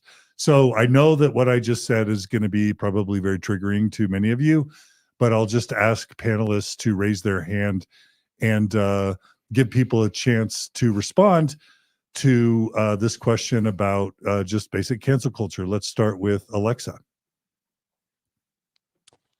First, I want to say that I totally agree, and that, censorship on either side does lead to a reduction in overall discussion, and that does nothing for our larger society as a whole.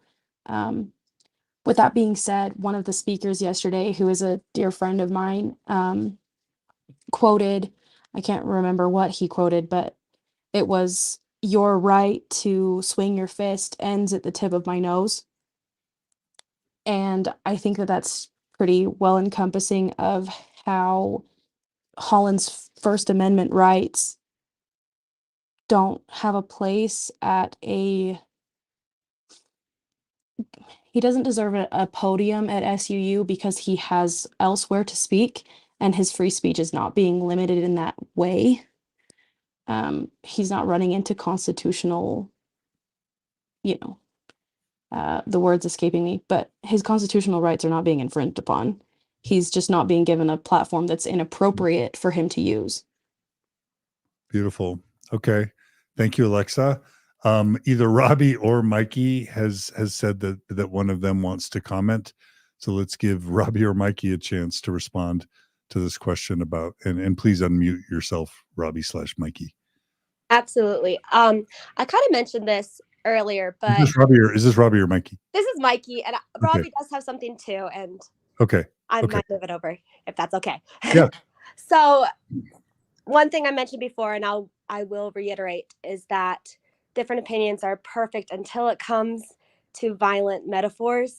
And I would say that on both sides, every side, as soon as you start using, I don't know, like weapons as metaphors and different things like that, it just crosses a line, in my opinion.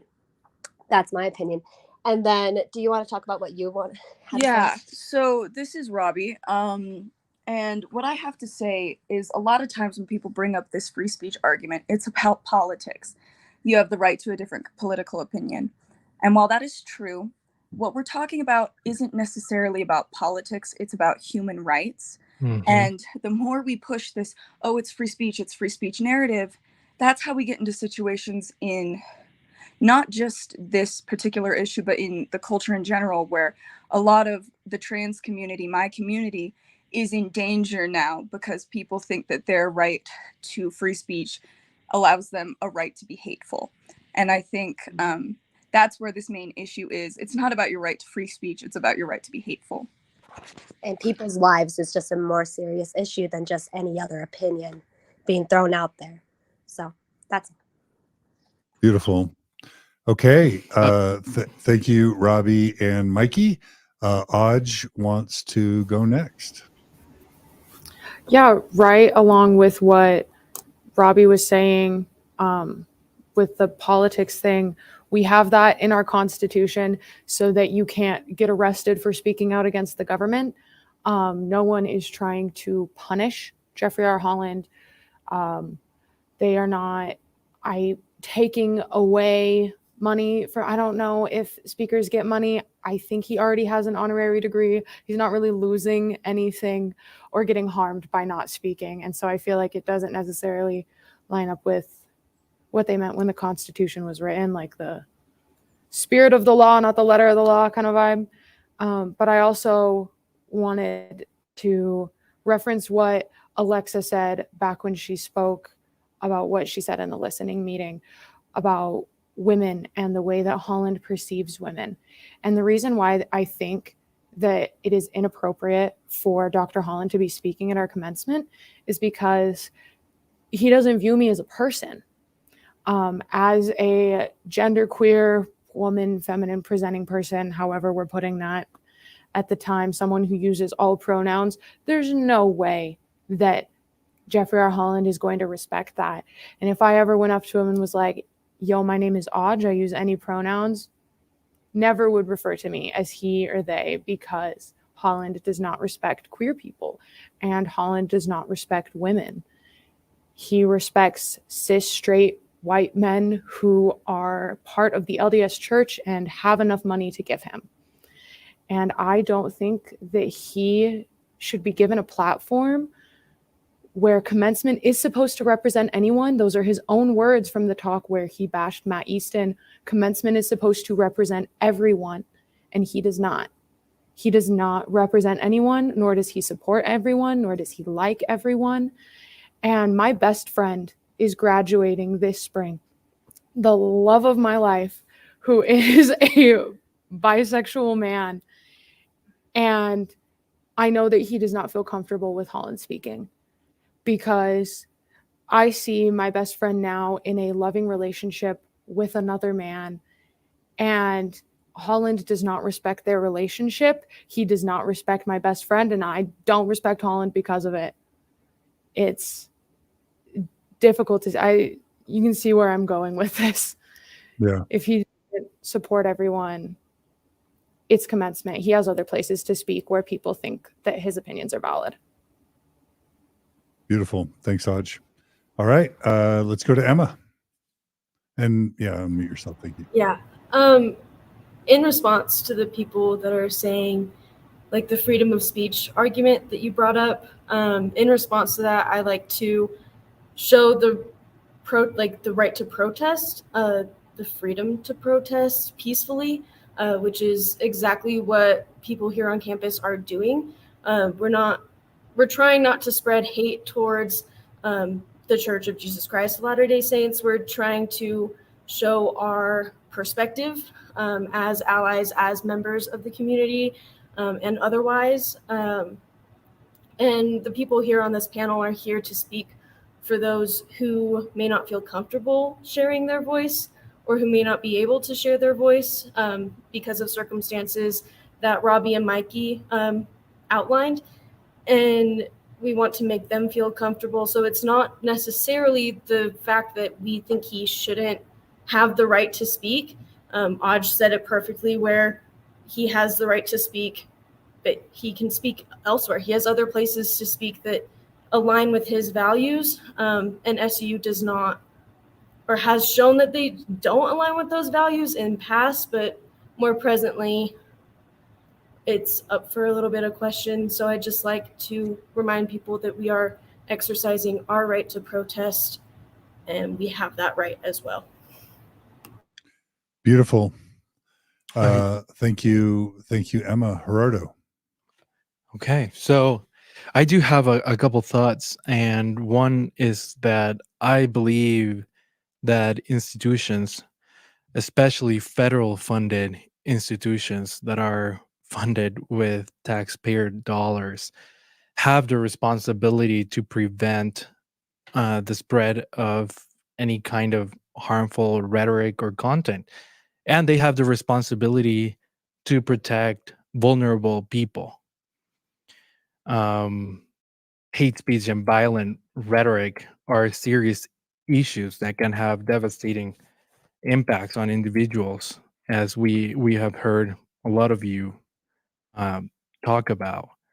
So I do believe that the university, a public university, has a responsibility to protect those vulnerable people and also maintain its reputation. So bringing up, why Holland it's a controversial speaker to be invited at commencement. I think it's a great point. And then another thing that I just wanted to mention is that I think it was Robbie or Mikey who brought this up, but to me there's a difference between disagreeing on politics and religion, and it crosses a line when it comes to disagreeing with someone's identity or sexual orientation, which is something that you don't choose and you cannot change. You can always change your political affiliation. You can change your religion, but we didn't choose our sexual orientation or our gender identity. And so fighting against or speaking against or believing against someone's core identity, to me, crosses a different line. But yeah, that's what I wanted to say. Okay, thank you, Gerardo. Well, this has been a super powerful panel. It's gone at least 52 minutes, more than maybe we had planned. However, we don't want to end just as beautiful as those statements were. We think it's really important to end with some calls to action. So maybe we'll bring it back to Cate, and I'm going to be sharing in the comments some resources and some elements of the call to action. We're going to ask Maven to include these items of call to action in the description, both on YouTube and on Facebook, and in the show notes on the blog. But Cate, do you want to talk us through, for those who want to help use their power, their voice, their platform, their privilege in support of helping SUU do the right thing, what are some calls to action that you want to share, Cate? Yeah, I just want to encourage everyone to use your voice. You can send emails to the chair, the vice chair, and the board of trustees. I think I can give those to John and he can share them. There's also a feedback form for anyone who wants to provide feedback on the commencement speaker, specifically for providing feedback on the commencement speaker. There's also a walkout planned. It will be held at the library quad on SU's campus. This will happen on Thursday, March 23rd from 11 a.m. to 1 p.m. Everyone's welcome to attend. This will be a peaceful show of queer joy, pride, and solidarity. We won't tolerate any violence or hatred. Please be peaceful. Please be kind. Take care of your neighbors. We love everyone. Just treat everyone with respect and kindness. There's also a petition on change.org that we can also provide the link for. Sign it, please. You have a voice, use it. And if you know a queer person at SUU, reach out, give them a hug, send them a text. Anyone at SUU, offer them your support. We're proud to be T-Birds. We're proud to be a community. And as much as we can come together, support and love each other, we should. Yeah. Beautiful. And we're pasting these right now into the comments, and that's why I haven't changed the screen to me. There we go. And did you mention the feedback form, or did I miss that? I'm sorry if I missed your description of the feedback form, but I'm about to paste it. So will you describe that one more time, what it's for and what it is? Yeah, so the feedback form was distributed as a QR code at the listening sessions. It's specifically for providing feedback on the SU's commencement speaker for 2023. Okay. Sorry if I missed that before, Okay. But thank you. Okay, so those are the calls to action, and this has been just a super cool and amazing panel. Let me go ahead. Several people had to go take tests or do other schoolwork. Here's a final shot of the panel. There's Gerardo. But I want to thank all the panelists that had to take off.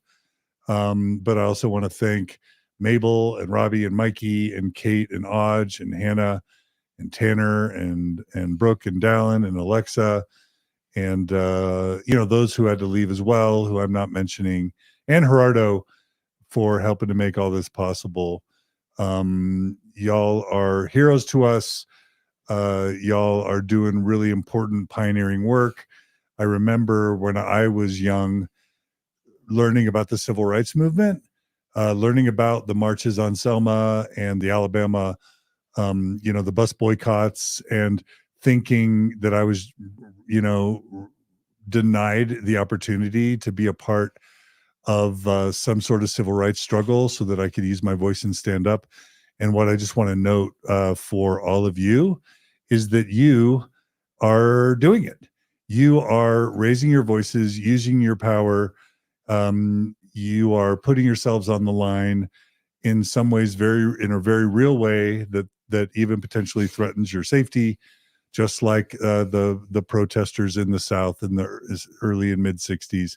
You're all doing that today, right now, in your communities where it makes a big difference. And you deserve to be honored and respected because you are the voices and the faces of tens of, thousands, if not hundreds of thousands. Well, I would say thousands of SUU students, tens of thousands or hundreds of thousands of Utahns, and, millions of people around the United States, and who knows how many around the world.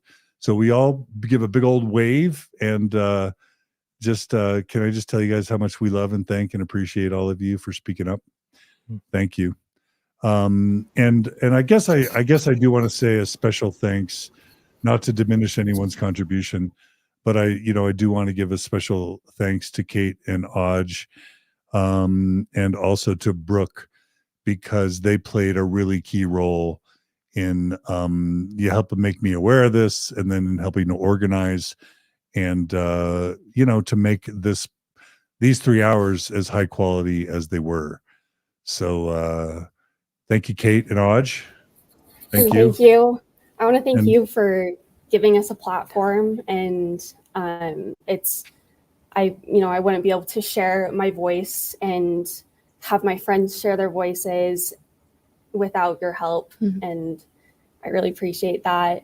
I'm so thankful to be able to show people that, my love's not a challenge, and this affects me, and this affects many other people. And thank you for helping us.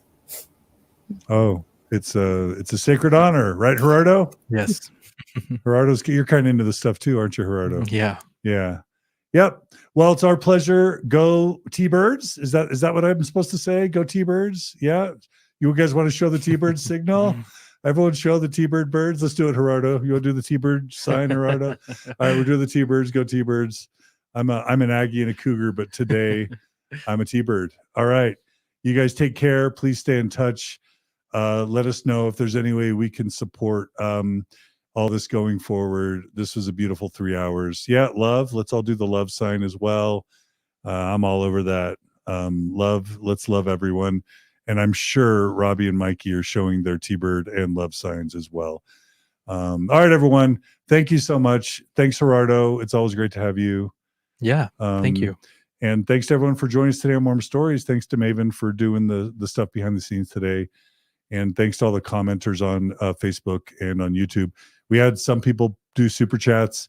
Your donations are really helpful to pay for the expenses that cover this stuff. I'm not going to be soliciting donations on episodes like today. So I'm going to just say I want to personally give my congratulations to President Mindy Benson for how elegantly and respectfully it sounds like she has handled the aftermath of this decision. Sounds like, Mindy Benson, you're an amazing, loving, kind, compassionate human. So shout out to you for that. We really do hope, President Mindy Benson, that you make the right decision here. I think the morally correct decision, I think the panelists have made a pretty compelling case that we all kind of know what the morally correct decision here is, given the vulnerable population that we're talking about. So President Mindy Benson, I tend to think you're going to be making the right decision here, and I hope you do. And I hope that all of us can, well, I think no matter what, I think any Utah university is going to think twice before they make this mistake again. So in some ways, I think very, very important things have already happened, not just at SUU, but also outside of SUU. So that's the thing. I just want to say to Elder Jeffrey R. Holland, I met you at BYU. You were my teacher in Book of Mormon class at BYU. I played tennis with you at BYU when I was a student there. I dated your daughter Mary briefly.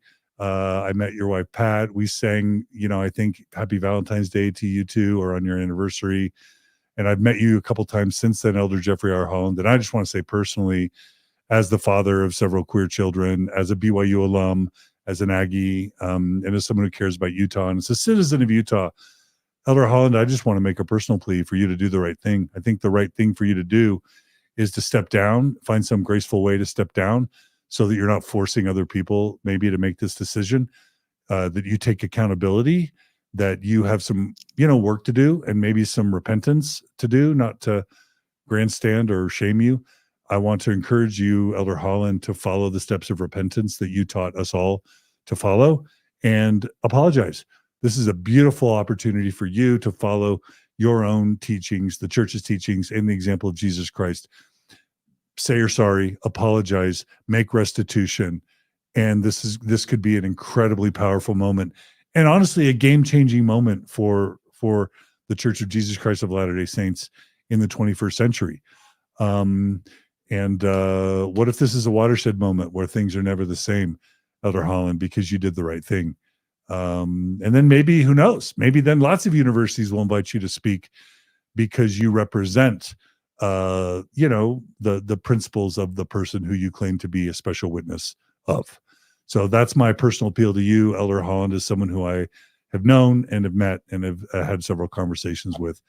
And I love you. So I hope you do that. Anyway, I hope you all do well tonight. Please, if you can, subscribe to Mormon Stories Podcast on Facebook and on YouTube. Please like right now this episode, and please share it as far and wide as you can. The more people that view this, the more people that share it, the more that there might be influence, especially if you know anyone who has power, money, or influence or pull to help influence this decision. Please share this amazing episode with them, and who knows, maybe some hearts and minds will be changed. So that's all for today on Mormon Stories Podcast. Be good to each other. Be kind to each other. Go T-Birds. Let's love each other. And we'll see you all again soon on another episode of Mormon Stories Podcast. Take care, everybody, and we'll see you all again very soon.